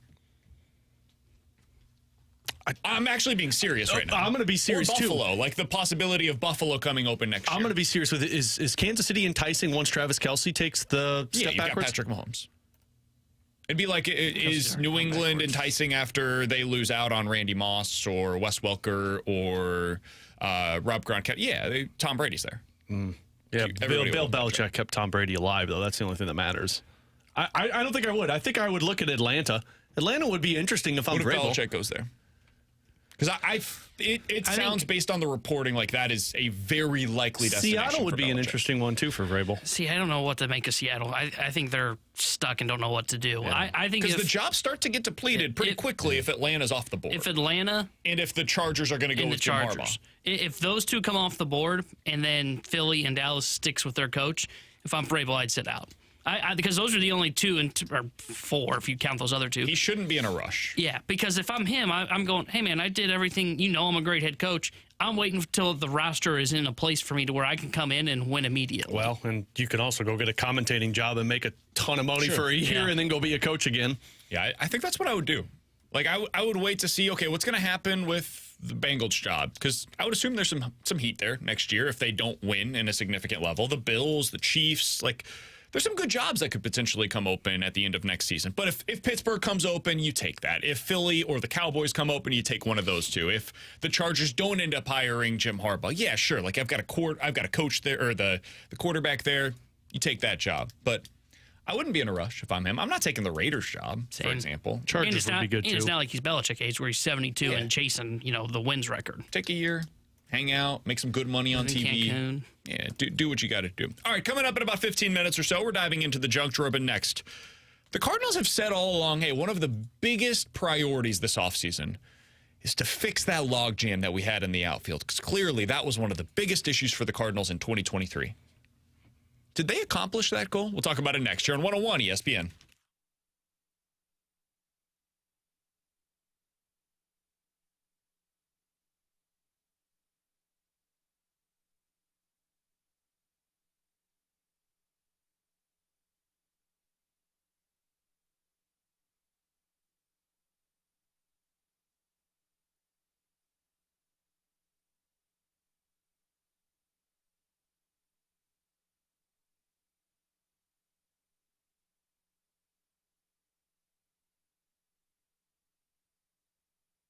Hey, it's BK. You just couldn't pick a worse time than right now to sell your home. Sure, it's worth a small fortune, and that's great, but are you really going to swap a 2, maybe a 3% interest rate and pay 7 or 8% on a new home?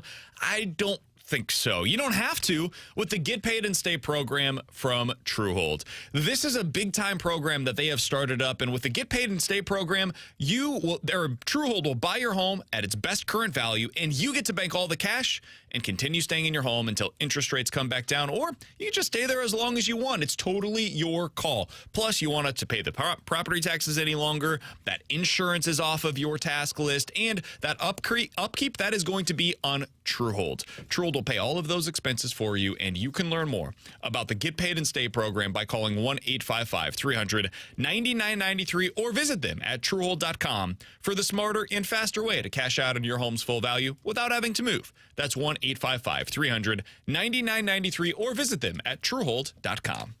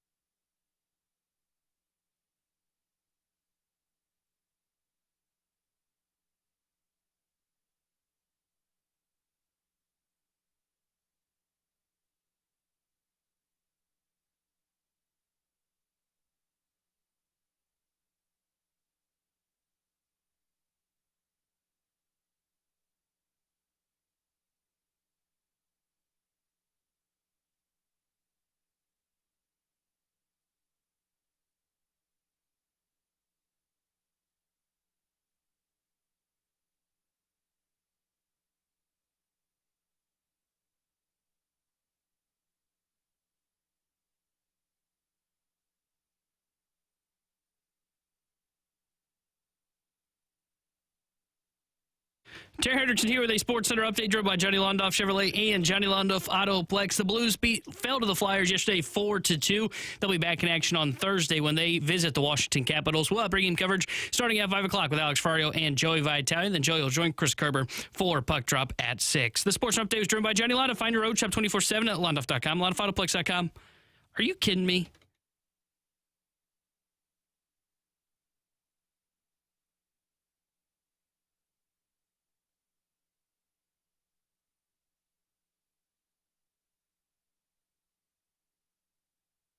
I like the flexibility of having the Donovan that can play anywhere and Eddie that can play anywhere.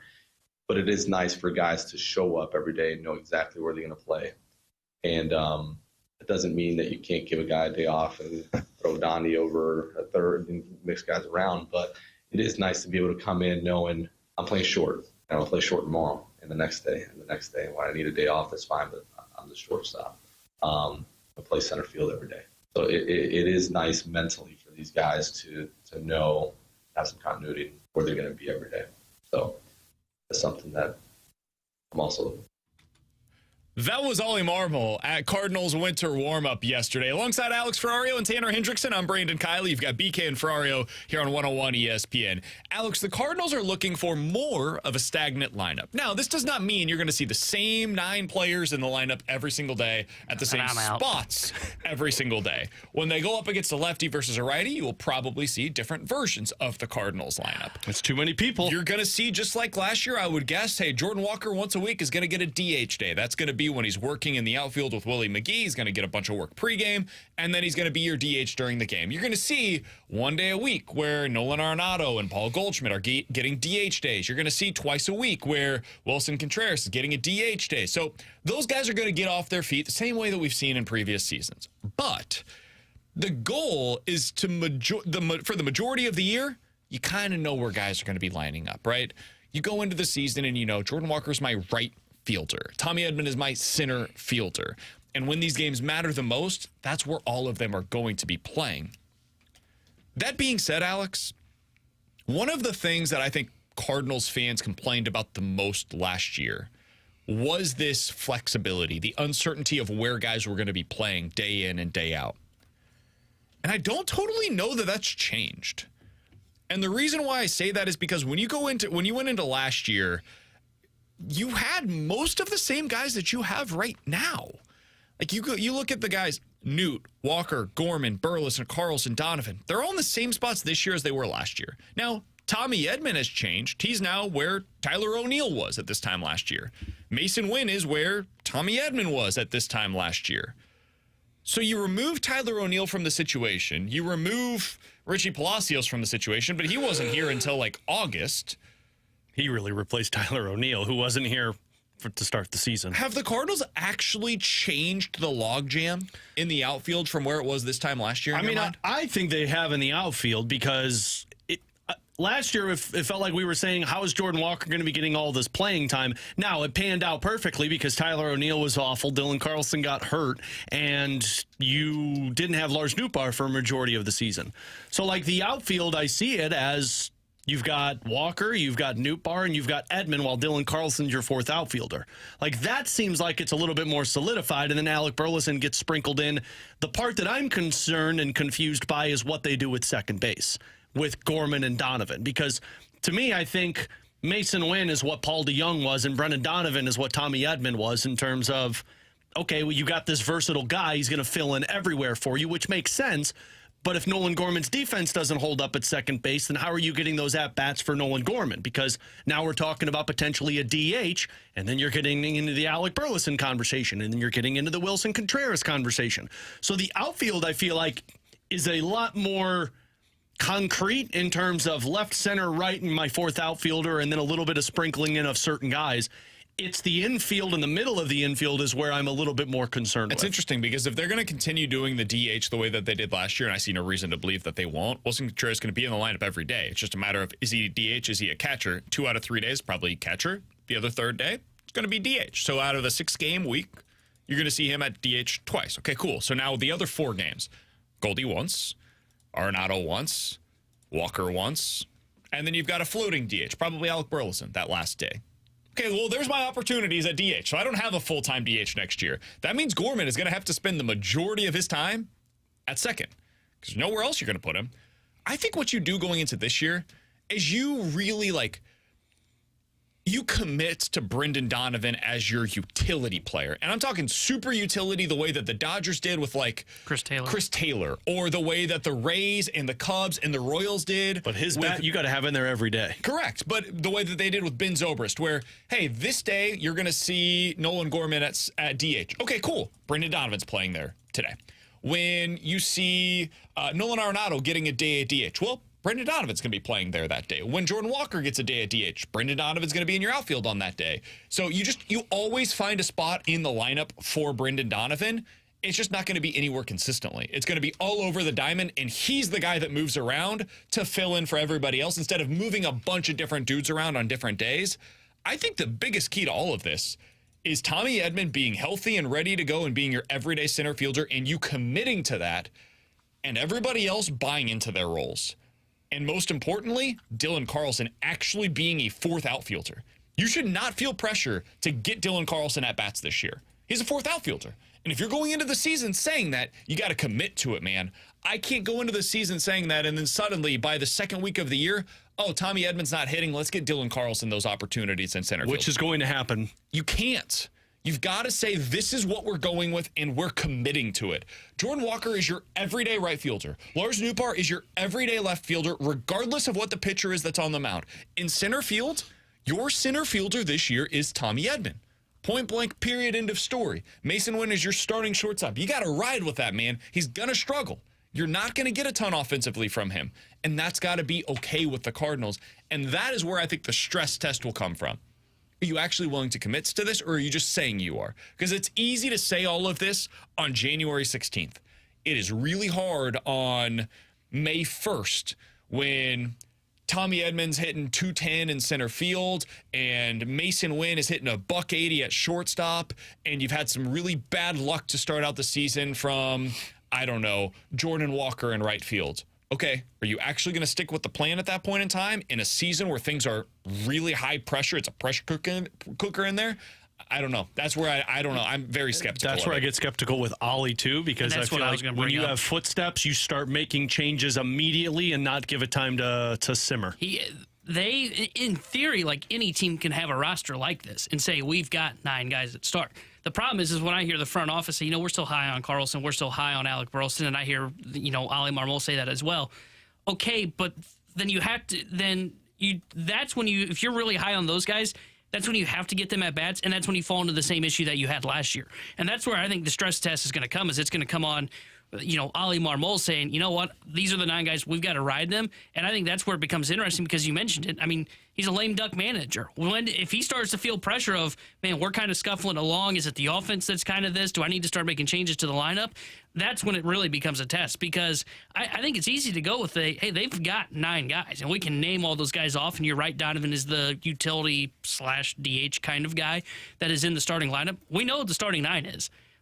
But can you really commit to saying, you know what, Carlson's not a fourth outfielder? You know what, Alec Burleson, we do like him, but we just got to admit this is probably a year where he's not getting a ton of at-bats. Ivan Herrera, they're going to be able to get him at-bats, and they really like him. Will they stick with the plan of, hey, he is going to be the backup catcher? Because I think he falls in this conversation, too. Sure. Because if Contreras struggles defensively... You have a lot of players that are young that you want to get involved and that you want to continue to have as a worst-case scenario. You want them to maintain their value on the trade market as well.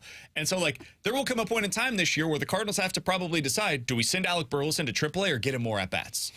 And the answer should be neither. Neither of the two options are what you want. You want Alec Burleson here to be a pinch hitter.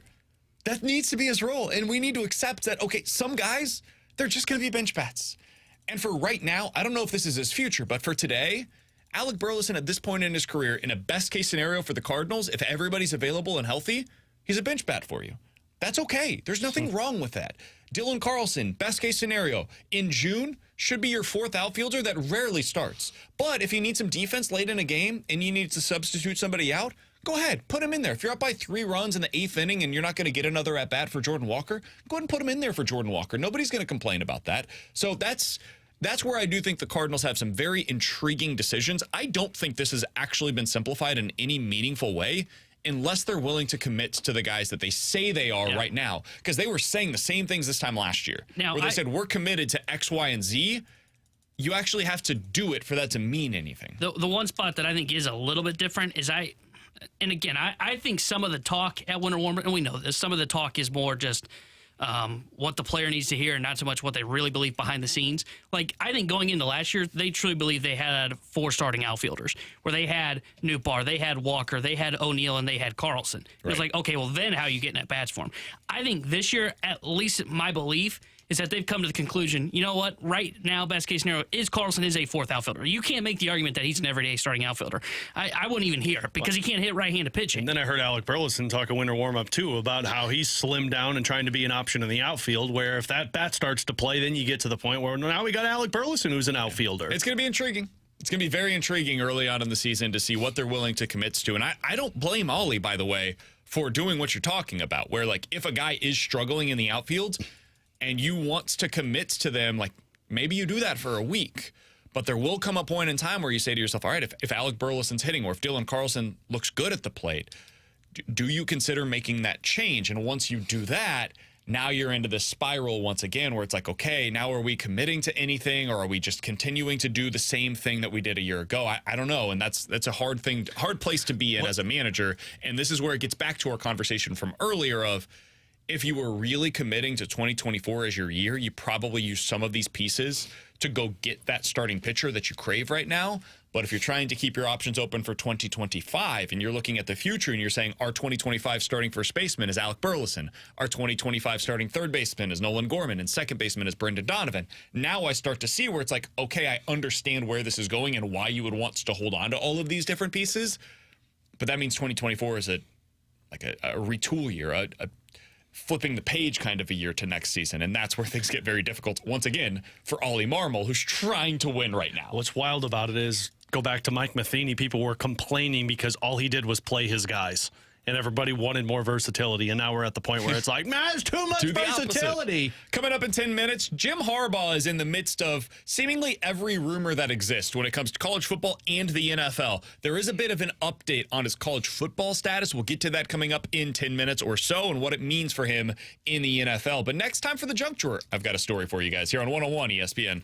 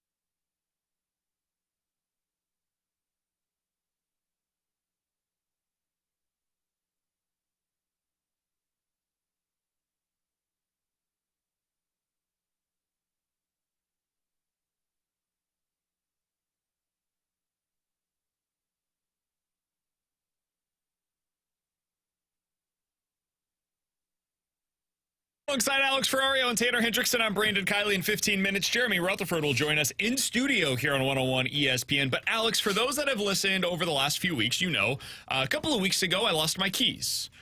And I lost them to the tune of me having to call my in-laws to get my spare from their house, which is apparently where I had been keeping that for the past 2 years. Did not know that until I lost my keys. Good. So, Alex, you've been here, right? Where you're looking around your house and you're thinking to yourself, like, God, what could I have possibly done with my keys? You check the, 3 different areas where you keep them. Do you have a spot that's designated for your keys? As soon as I walk in from my garage, we got a little thing that Katie made where I hang that up and I put my wallet in there also. So I have 2 different spots that they could be. One is right next to me. There's your problem. One is right next to me on my table, my nightstand, by the bed.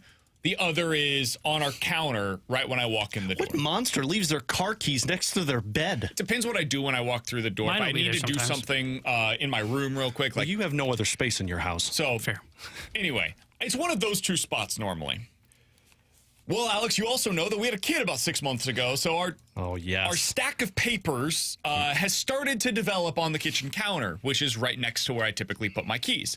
So when I lost them, I'm shuffling through all this stuff, blah, blah, blah. Long story short, those of you that listened a couple of weeks ago when I told the story, you know I never found them. They're missing, they're gone, no way, shape, or form that I'm going to be able to Please be in a poopy find diaper. them. Please be in a poopy I went diaper. outside. I was it was 11 o'clock at night. I'm Keying your own car. Yeah. I've got flashlights that I'm looking on the ground, going back and forth, scanning. I'm on top of my hood looking into the car to find out if it's in there. Definitely could have been put into prison for some of the stuff that I was doing. Son, what are you doing? So, Well, my keys are in there. This is my car, I promise. It's mine. fast forward to yesterday. I walk in the house after getting home from the show. Walk straight in, put my keys, my spare that I'm now using for the last 2 weeks, onto the kitchen counter. Look to my left. There's my keys. Say, Kara, did you find these? Where'd you see these? Did you put them on the kitchen counter? She said, no, are you messing with me? No, I didn't touch them. So what do you mean? She said, I didn't touch those. I don't know how they got there, when they got there, etc. Are you messing with me? Did you find them and you're just putting them there? I said, no. So her mom had stayed with us the night prior to give us a little bit of sleep while Luca is going through this sleep regression. She hung out with us. So she calls her mom. She said, hey, did you find Brandon's keys somewhere laying around and then you put them on the kitchen counter? She said, what are you talking about? No, I didn't find them anywhere. Long story short, Alex, my keys were exactly where I thought they would have been. They happened to be stuck in between a couple of pieces of our mail, apparently. I had no idea. None whatsoever. And so Kara apparently had moved one thing that was on the top yesterday, and they were right there. I felt like the biggest dummy in the history of dummies. I feel like it. You were. True. You didn't pick up. Have you ever done that before? No. I mean, I'll dig through For somewhere 2 weeks. I had not that no long. idea that they were right there. Well, I've lost You didn't pick up the pile of papers and shake Apparently it? not. I thought I did. I genuinely thought that I had done I've done everything that before, I could with our work key to get into the building, where I'll set it down on the table, but then I go out, check the mail, then I throw down whatever I have on just the table, and it happens to land on that. And then the next morning when I'm scrambling through, I'm going, okay, where would I have put it? But I will check that pile of papers and usually find it, not wait 2 weeks. See, the only time the thing is, I thought that I had checked. I did go through the pieces of paper. Apparently, I didn't check close enough. This piece of paper is really heavy. Must not be a key in it. The only time that I lose my keys are if they fall out of my pocket. That's the one thing I'll never set down and forget. I do it with my phone. I've done it with my wallet. Sure. But the keys are always when they come out of my pocket, it goes on that hook. But the phone, thank God for these Apple Watches that you can click the locator on your phone, because with toddlers, they'll take it and it'll be in my daughter's pamper.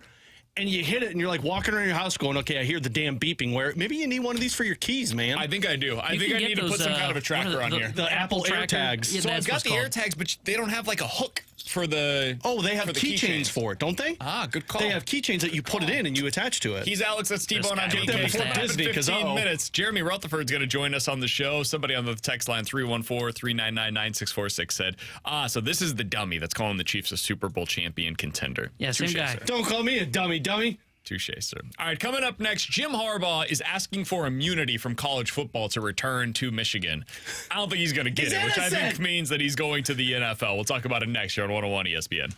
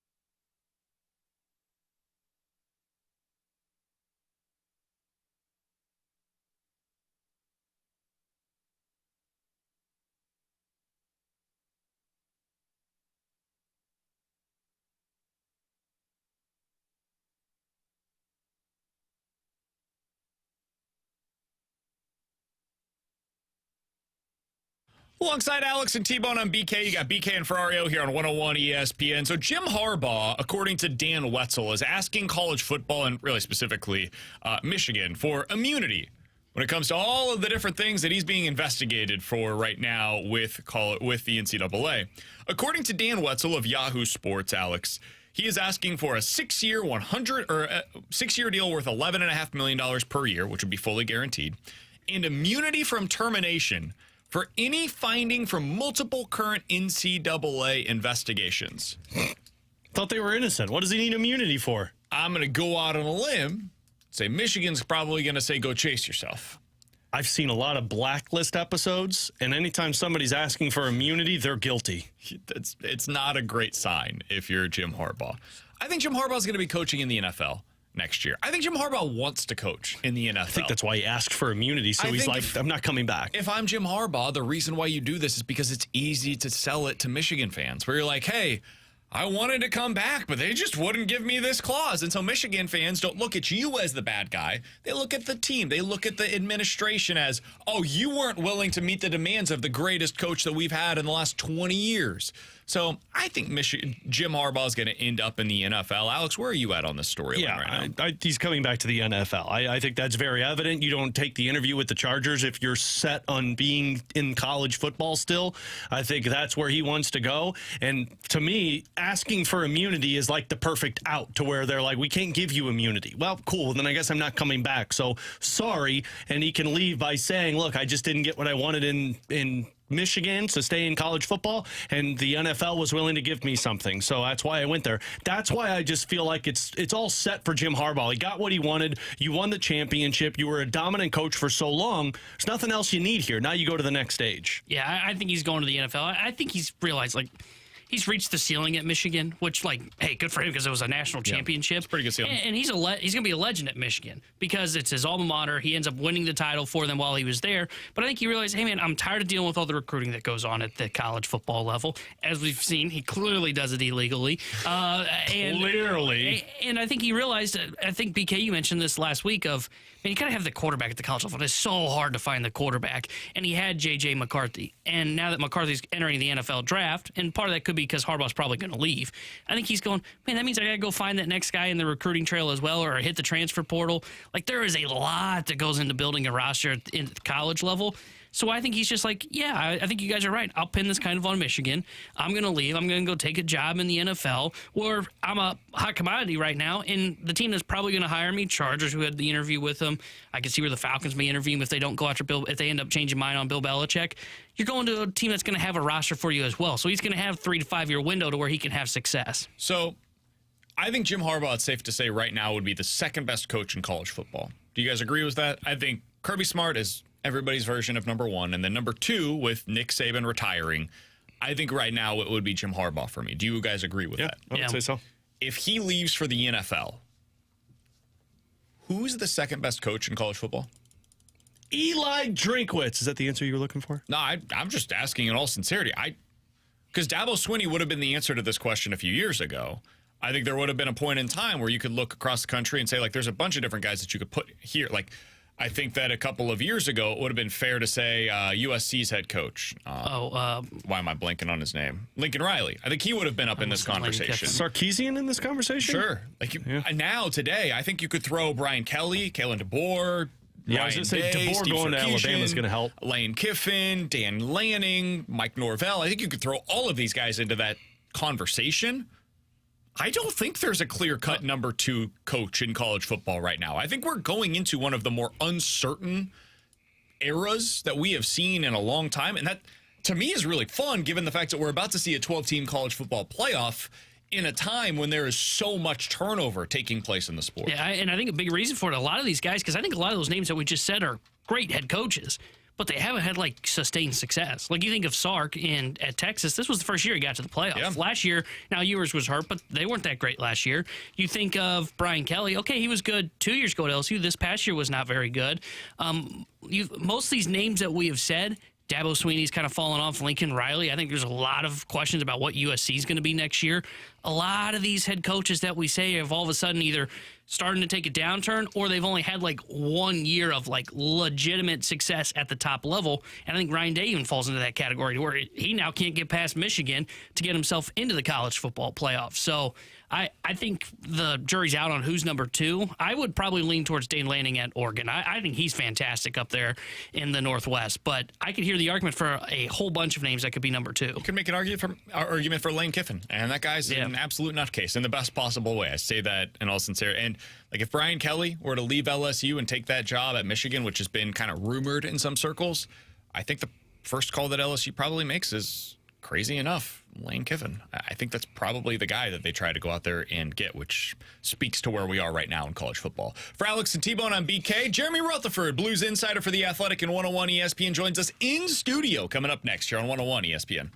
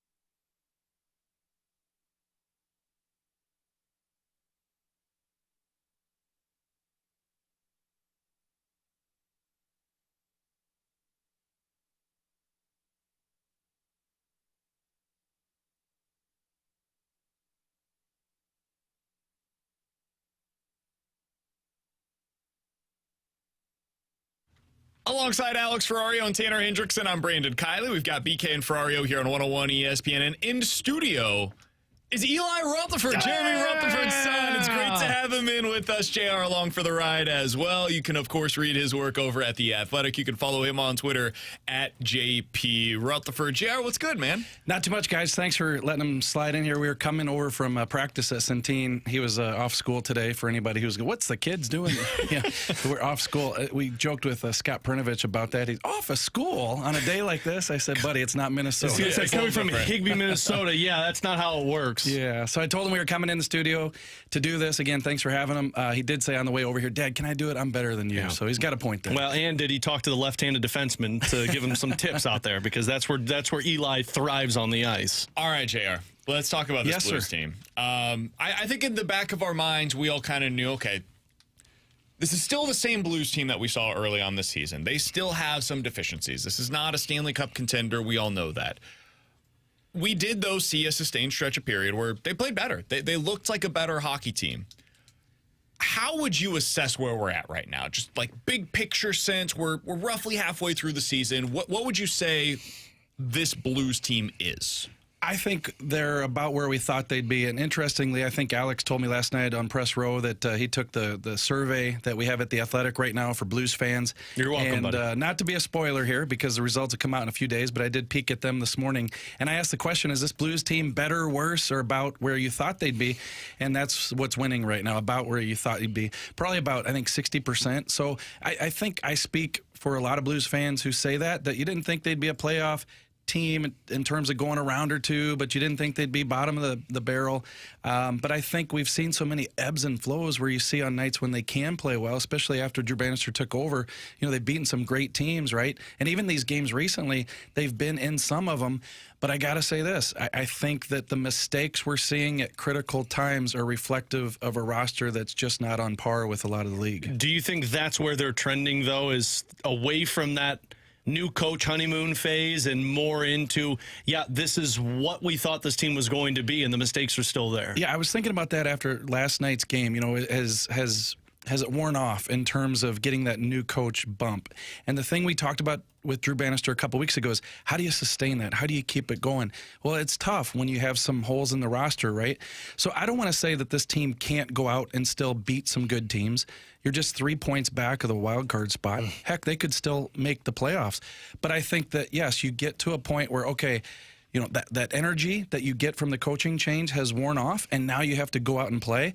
And what I was thinking about on the drive home last night, Alex, is, you know, just think if a couple months ago you're talking about, you know, gosh, if we could just get the power play. Well, the power play is going right now. Yeah. It just seems like you're plugging holes in a dam in terms of areas of your game that you want to be better, and now you get this area better, but now you can't muster 30 shots on net.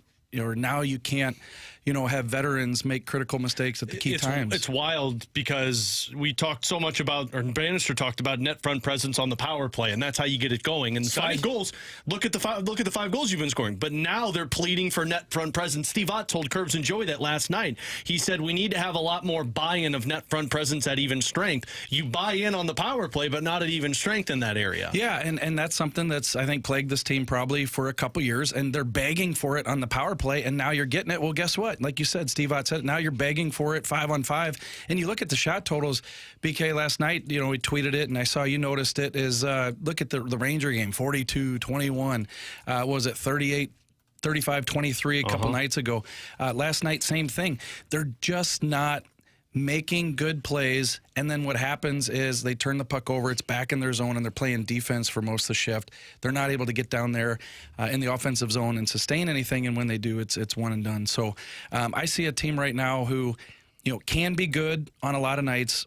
They've shown it here recently, but I think big picture, like we just said, it's about where we thought they would be. Jeremy Rutherford's in studio with us. You can, of course, read his work over at The Athletic. They do have that survey that is available to you right now. If you go over to The Athletic, you go over to the St. Louis page, you can become a part of that fan survey of where this team's at right now, kind of asking a bunch of questions like that. We'll certainly get into those results with you, JR, whenever we get to that next week.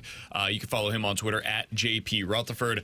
JR, you mentioned the shots and all of this, the offense really at even strength, that's been an issue all year long. And as I look at the roster, and if we just kind of take a step back, I think it's kind of understandable Because when you look at the middle six that this team's putting out there right now, it just doesn't look like a contending middle six roster to me. And as you look at what they have done since Drew Bannister was hired, I mentioned this to Alex earlier today. Jordan Kyrou has 6 goals in the last 14 games. You'll take that. You've got 4 from Pavel Buchnevich, 4 from Robert Thomas. That top line is producing the way that we all kind of anticipated that they would this season. But then after that, if you're looking at your top goal-scoring producers among your forwards, there's only 2 other forwards that have more than 1 goal in your last 14 games. It's Kevin Hayes at even strength 2, Brandon Saad with 2. Well, there's your story. Right. He's just not getting enough contributions from somebody not named Thomas Kyrou Buchnevich. Yeah, 100%. And going into the season, what were you talking about? Gosh, if this team could just play good defense, they can probably say what Doug Armstrong proclaimed, that, you know, third place is what they're hoping for. But now here as we sit, the defense has played pretty good overall.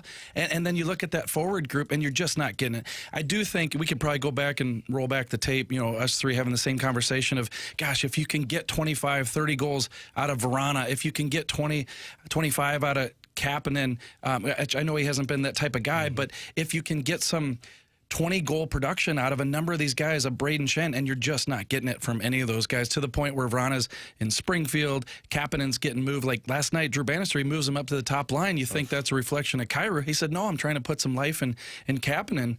They're not getting it done from a number of those guys, and the production offensively just isn't there besides that top line. Go ahead, BK. What's up with Braden Shen? You know, I think that you talk to a lot of people around the league and they look at that contract and they say that he's not worth that. I think Braden Shen can be worth that because he's a leader on your team. And I think he does a lot of the things that make a good team and pulls people together. But in order to be that type of guy, you know, making 6'5", you got to be able to produce. And he's been very consistent over the years, producing 25 goals, you know, 60 points, what have you. So you look at this season, is it a matter of you just don't have the right pieces together? I mean, we're talking about this mismatch, hodgepodge roster up front. And I'm not trying to take the onus off of Shen because he's a big part of that, and he's got to be able to produce and set other guys up. But the offense hasn't been there. So, you know, people talk about the load of being a captain, the load of the pressure that he puts on himself. I don't know if that's caught up to him. You talk to him, and you hear the right things. He's trying. He's trying to put himself in position. You know, the more you talk about it, the more it adds up on you. So he tries to avoid that type of conversation. I don't think, I guess to answer your question the best I can, I don't think we've seen the last of the good offensive production from Braden Shen. I don't think it's like completely downhill from here. I just think he's in a massive rut, and I don't think there's enough good enough players around him to make him be able to play and have success with that group. Yeah, he's struggling from what they have right now, and what they don't have are goal scorers. Feels like Ryan O'Reilly last year. Yeah. Josh it feels Levo. like the exact same conversation that we had last year. And Ryan O'Reilly finished that season for 40 games here in St. Louis. He had 12 goals and 7 assists. He was a minus 24 on the ice. And what did he do the rest of or after St. Louis that year? He pretty good. 13 games with Toronto, had 11 points for them. But this year, I think you look more specifically. He's had a good year with Nashville. And he's playing 16 goals, Right. 38 points in 44 games. He's back to close to a point per game producer, and he's playing with better players around He's playing him. with Philip Forsberg, who's a goal scorer. You got to play with better players, and that's not to take Shen off the hook. Look, he's got to make other players better around him. If he's setting up guys and guys are scoring, then you look at Shen a little bit differently. So I know he's going to have the detractors. I know people don't like the contract. I know that people are saying, you know, he's on the other side of the back nine. But I think that he's a guy who, with better players around him, could have better numbers this year. So on the defensive side, JR, we were sitting next to each other last night, and I was talking with you about it. Falk is, since his return, and I don't know if he's still dealing with an injury or not, but he's been on the ice for every even strength goal against. And when Drew Bannister broke up that Matt Kessel and Torrey Krug pairing, it seemed that the defense went away and you started to see more of run and gun offense, that the Blues put themselves in tight spots. Do they go back to Krug and Kessel and tell Falk that you're going to have to figure it out on a third pair? Or do they stick with it and hope it comes out the other side? So, Alex, I actually asked Drew Bannister that question today. I said, how do you balance this? You know, you have a situation where Falk's coming back from injury. Drew Bannister said a couple days ago that, you know, Justin's going to take some time, a little bit of time, to probably get back to where he was pre-injury. But in the meantime, you're right, 5 straight even-strength goals that Justin Falk's been on the ice for. You know, Torrey Krug was playing some pretty good hockey with Matt Kessel. So can you go back to Matt Kessel, Torrey Krug pairing in the second second pair. It didn't sound like that's what they're going to do. Drew Bannister's answer was that, hey, when Falk tells you 2 games ago that he's ready to go, it's time to play, they're going to put him back in his spot. So, they like the Perinovich-Kessel pairing right now. If I had to guess, this Washington game, it's probably going to be Falk and Krug again. But I think they have to keep an eye on that because, whatever you think about the season, they're still trying to win games. And right now, that middle pairing on the ice for 4 out of the last 5, Krug and Falk, it's hurting them right now. How would you assess Justin Falk's game this year? I think it's been a tough year for him. I think that, defensively, it's been much better for everybody. I think Falk has been okay defensively. I think part of Torrey Krug being better this year is always having Justin Falk on that side, but I do give Torrey Krug a lot of credit. He's upped his game since last year. But you look at the offensive numbers, and I know, he didn't score for a long time, and then he got a goal and broke that up. But it's just the offense hasn't been there. And I think you look at last year, was it, where he was double-digit goals and producing, and we haven't seen the offense. So I think if you look at Justin Falk as a whole, you don't count on him necessarily offensively, but that's an added bonus, and it just hasn't been there. So, I always think in terms of if you had to do the report card today, and at this point, I'd probably give Justin Falk a C-. Final one for me, and I know this was on your survey as well that people can go vote on The Athletic.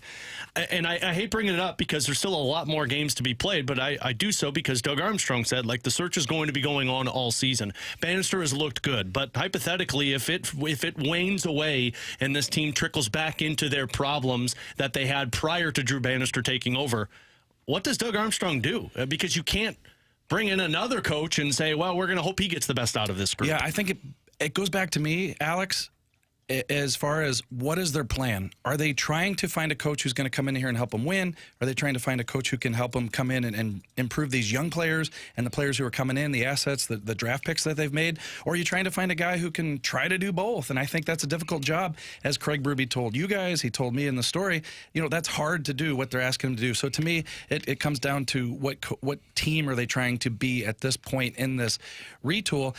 To me, I think that Drew Bannister makes a lot of sense in terms of his ability to coach up young players. He's dealt with a lot of these players in the American Hockey League, and it seems like he has the attention of these veterans, at least for now. So, you paint a picture of, well, if things go south and trickle down, they miss the playoffs. I know, negative Nancy over here. Yeah, well, I think that, then Doug is going to have a tough decision on his hands. I got to believe that, he's got his list. He's probably reached out. He's talked to a few people, gauged their interest. And I don't think it's going to come down to how does this team finish the season. I think it's going to come down to, do they have faith that Drew Bannister can do this job on a regular basis and continue to improve this team as we've seen, in different spots this year. Are there coaches in the NHL that you think do both? Because the tough part, it seems, is if you try, if you do one where you're developing those younger players, you're going to be wasting some of the prime years of some guys that can help you contend.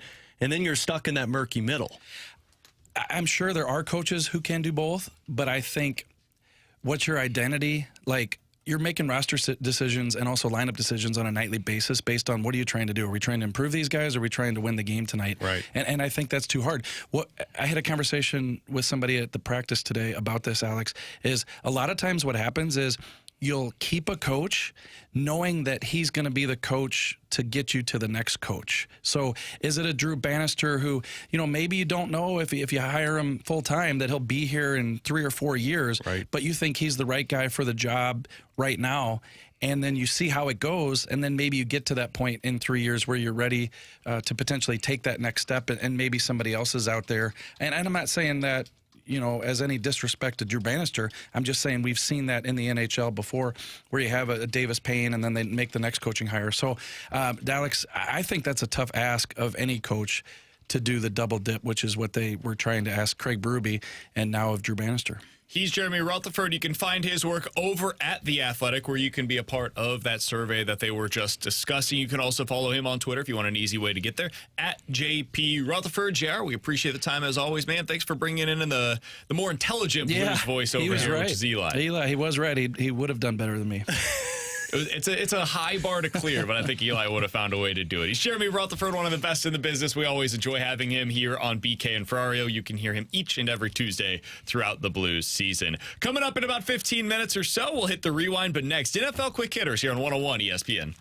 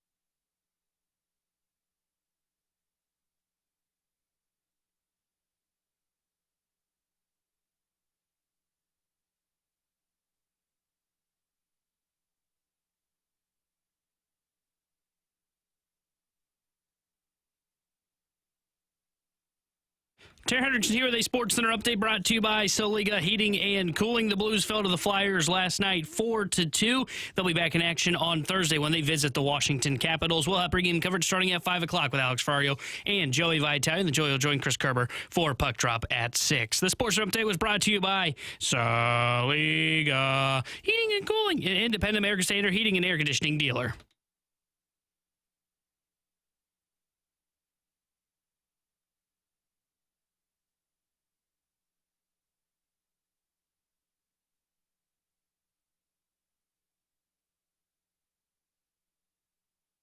Alongside Alex and T-Bone, I'm BK. Coming up here in just a little bit, we'll hit the BK and Ferrario Rewind. If you missed any of our conversation with Jeremy Rutherford, the great Blues insider for The Athletic, be sure to check it out on the podcast page, 101ESPN.com, the free 101 ESPN app, or on YouTube at youtube.com/101ESPN.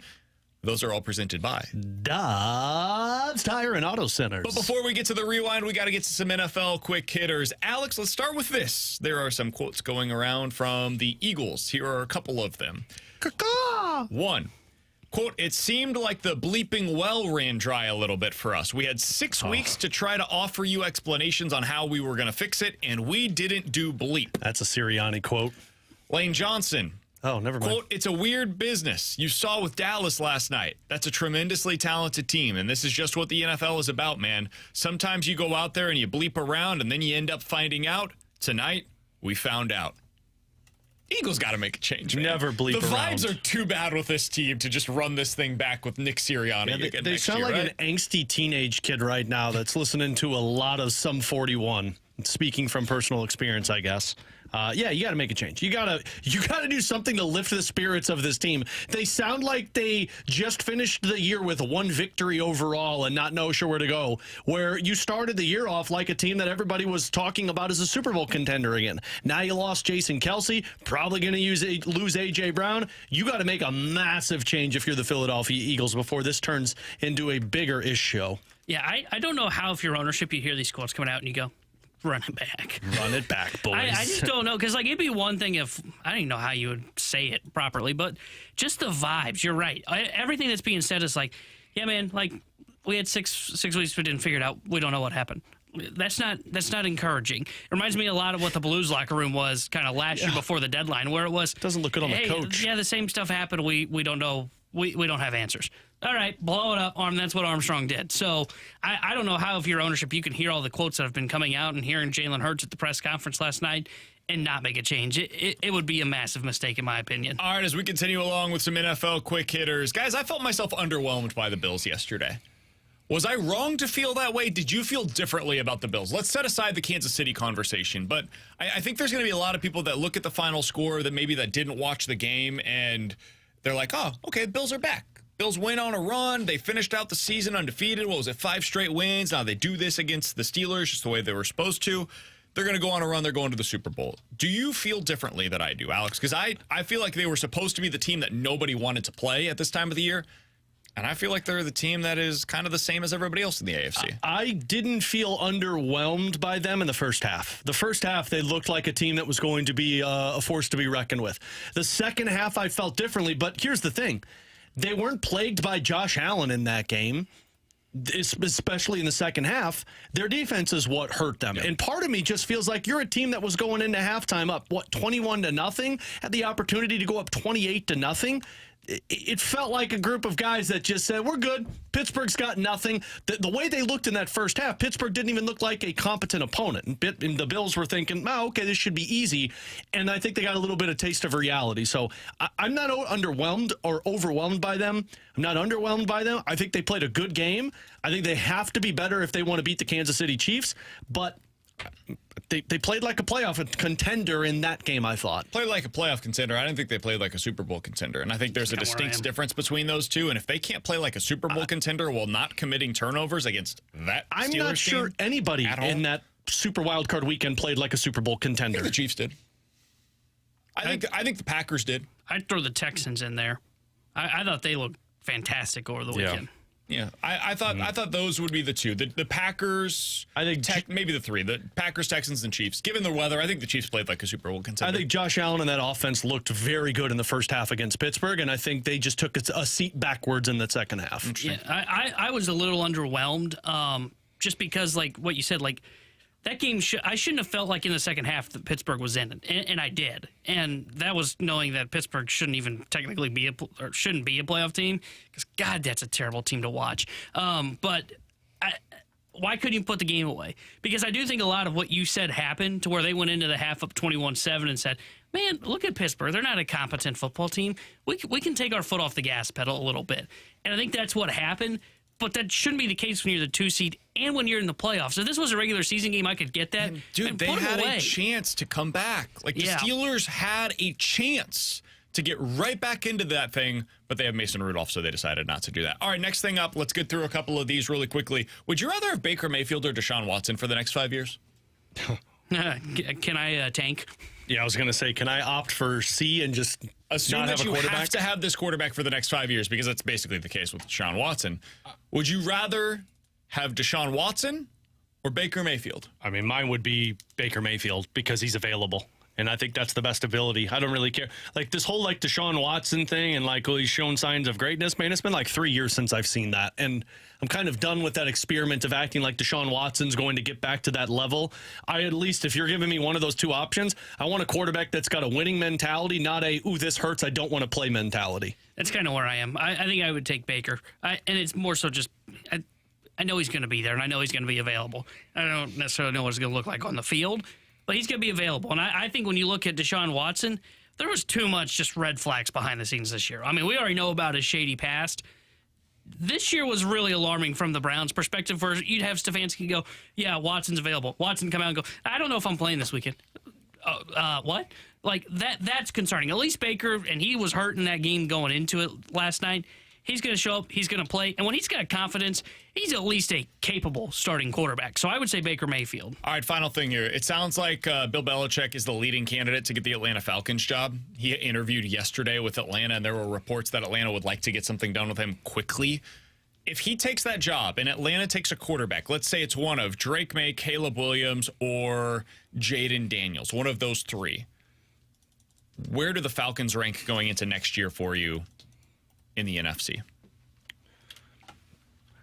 I mean, I guess it's hard for me to say until I see what it looks like, because it didn't look great with Bill Belichick there towards the end, but at least on paper, Super Bowl contender. I mean, I got a Super Bowl caliber coach. I've got the high prospect of one of those quarterbacks in an elite offense that's in place. So, especially for how freaking open the NFC seems to always be, with the exception of San Francisco, it'd be hard for me not look at them, at least on paper, and say they've got the opportunity to do some damage in the playoffs. I want to see Jaden Daniels on that team. I would love to see Jaden Daniels, on that team. Bijan Robinson, Kyle Pitts, Drake London. That would be a hell of a lot of fun. Matt Patricia calling offensive No, plays. Stop it. No. He'll bring his son. It's going to be Josh McDaniels. Yeah. Come on. Josh McDaniels is going to be the offensive coordinator there. Even with all that, is it weird if I said like 6th or 7th in the NFC? Because one, I don't like what Alex said. Like, I don't Dallas, know. Philly, Detroit, San Francisco ahead of them. If Dallas brings back Mike McCarthy, I'm done with them. Stanford, Dallas, Detroit. I'm still going to throw Philly in there. They've got a great roster. They probably need to make a change, but I would throw Philly in there. I'm putting the Rams ahead of them. I'm going to put the Packers ahead of them because I saw Jordan Love be the franchise guy. And depending on what Minnesota does, I would probably throw Minnesota ahead of them. They bring back Kirk. I love the offensive weapons. Defensively, they were good under Brian Flores this year. I don't know if I trust Belichick with a But that's still a young wide open quarterback. field in the NFC. Like, I don't think any of those are overwhelming. I would agree with that. It is. But I got to see it first before I'm willing to say, like, hey, Bill Belichick's here. We're Super Bowl contenders. Woo! They have the potential to be a top 3 team in the NFC. Yeah. I think I'm with T-Bone. I would probably go into the year with them as a top 6 team in the NFC, which is a hell of a statement considering this year they had whatever that was. All right, coming up next, we'll hit the BK and Ferrario Rewind here on 101 ESPN.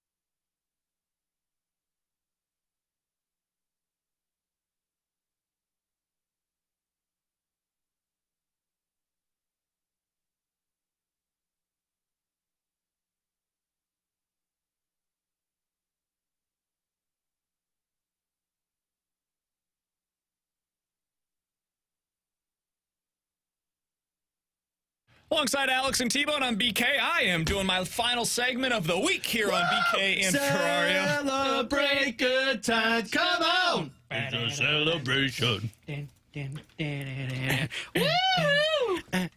And we got Graham Francis tomorrow. Celebrate good times. Come on. Anyways, what were we talking about? Wait, what's happening? You guys going to be talking about the Super Bowl champs? Yeah, the Bills. Coming up this weekend. Bills. The Buffalo Bills. Hey, man, I win money either way. Wasn't that like I'm a assuming moose? that's a bill. That was like a moose. It's a bill. I think that was a cow. No, I never said moo. It was more of an internal grunt. Sounded a lot like that It's a moose buffalo. on Polar Express. There's a moose in Polar Express. I think Do you you're guys thinking like of the wrong Polar movie. Express? Yes, sir. Great Express, movie. yes or no? Love. I actually watched it like 5 times this I didn't season. watch it this one. What? Yeah, if you watch that Get again, the hell out of here. like it, Okay, hold on. Let's do the this. plot line is just Let's do this. not What's great. the best Christmas film, BK? Elf. No, that's a terrible take. Elf is the best. Elf is great, but it's not the best. It's Tom Hanks clearly has number never one. made a bad movie in his life. seriously. and the Tom Polar Hanks Express is the adds to GOAT that. of films. Right up there with Tom Hanks Sly is Stone wonderful. He's and fantastic. Marlon Brando. Tom Hanks is great. Just not a good movie. He literally was every character in Polar Express. Correct, which is weird. All right. By the way, I think my house is haunted. I think that's what I learned today. No, it's not. You just don't know how to check where your items are. Before we get out of here, let's do some predictions. Alex, when I return, which will be Monday of next week to do the show, Man, one more week and then I'm out when he's back. the teams that advanced in the divisional round are who? Texans versus Ravens. Texans. Texans. Wow. Lamar Jackson is 1-3 and has never advanced past the divisional round. I think this is the year. I think Sounds they like win. do. I've got the Ravens. Packers or 49ers? Niners. I think they roll. I think they win by like 14. Yeah, Chiefs or Jordan Bills? Love will They look cover. average. Chiefs or Bills? Bills. Are you just doing a bit, or are you actually going to say I do truly think the believe Bills the win. Bills. I think Guys that comes are down to the full of last it. play, and I think Josh Allen will have the ball By in the his way, hands. that is going to be the number one team that I'm rooting for this weekend. I may be ordering a Josh Allen jersey. I've already texted Donnie and said I am all aboard the Buffalo Bills train. That's fine. You guys will crash into the side of the road. The Chiefs will win that game on Sunday evening. Very brutal, Bucks man. versus the Lions. Lions. Lions have to win this one. Lions. They should be playing in the NFC Championship game this year. That is the expectations after the Bucks ended up beating the Eagles last night. Because if you ended up getting the Cowboys, like I probably would have picked the Cowboys over the Lions, even though that probably would have ended poorly for me. The Bucks. Oh, I would have taken Lions over the Cowboys. Really? Yeah. That's fair. Like Because faith in I'm just McCarthy. I'm just waiting for Dallas to blow it. No, that's fair. Yeah. Any other brain busters? Just Chiefs to the Super Bowl. Don't forget, guys, ladies and gentlemen, the bet for this weekend: Texans money line, Chiefs minus 9.5 on the alternate line. You have a future of the Bills winning the Super Bowl. I do, So but I don't can act win like money a either fraud. way. Don't Either be a way. fraud. He's Alex. That's T-Bone. I'm I can't wait BK. for them to I will lose. be back on Monday at 11 a.m. The boys will take care of you guys the rest of the week starting at 11 a.m. But coming up next, it is the Fast Lane with Anthony Stalter and somebody else here on 101 ESPN. Harry!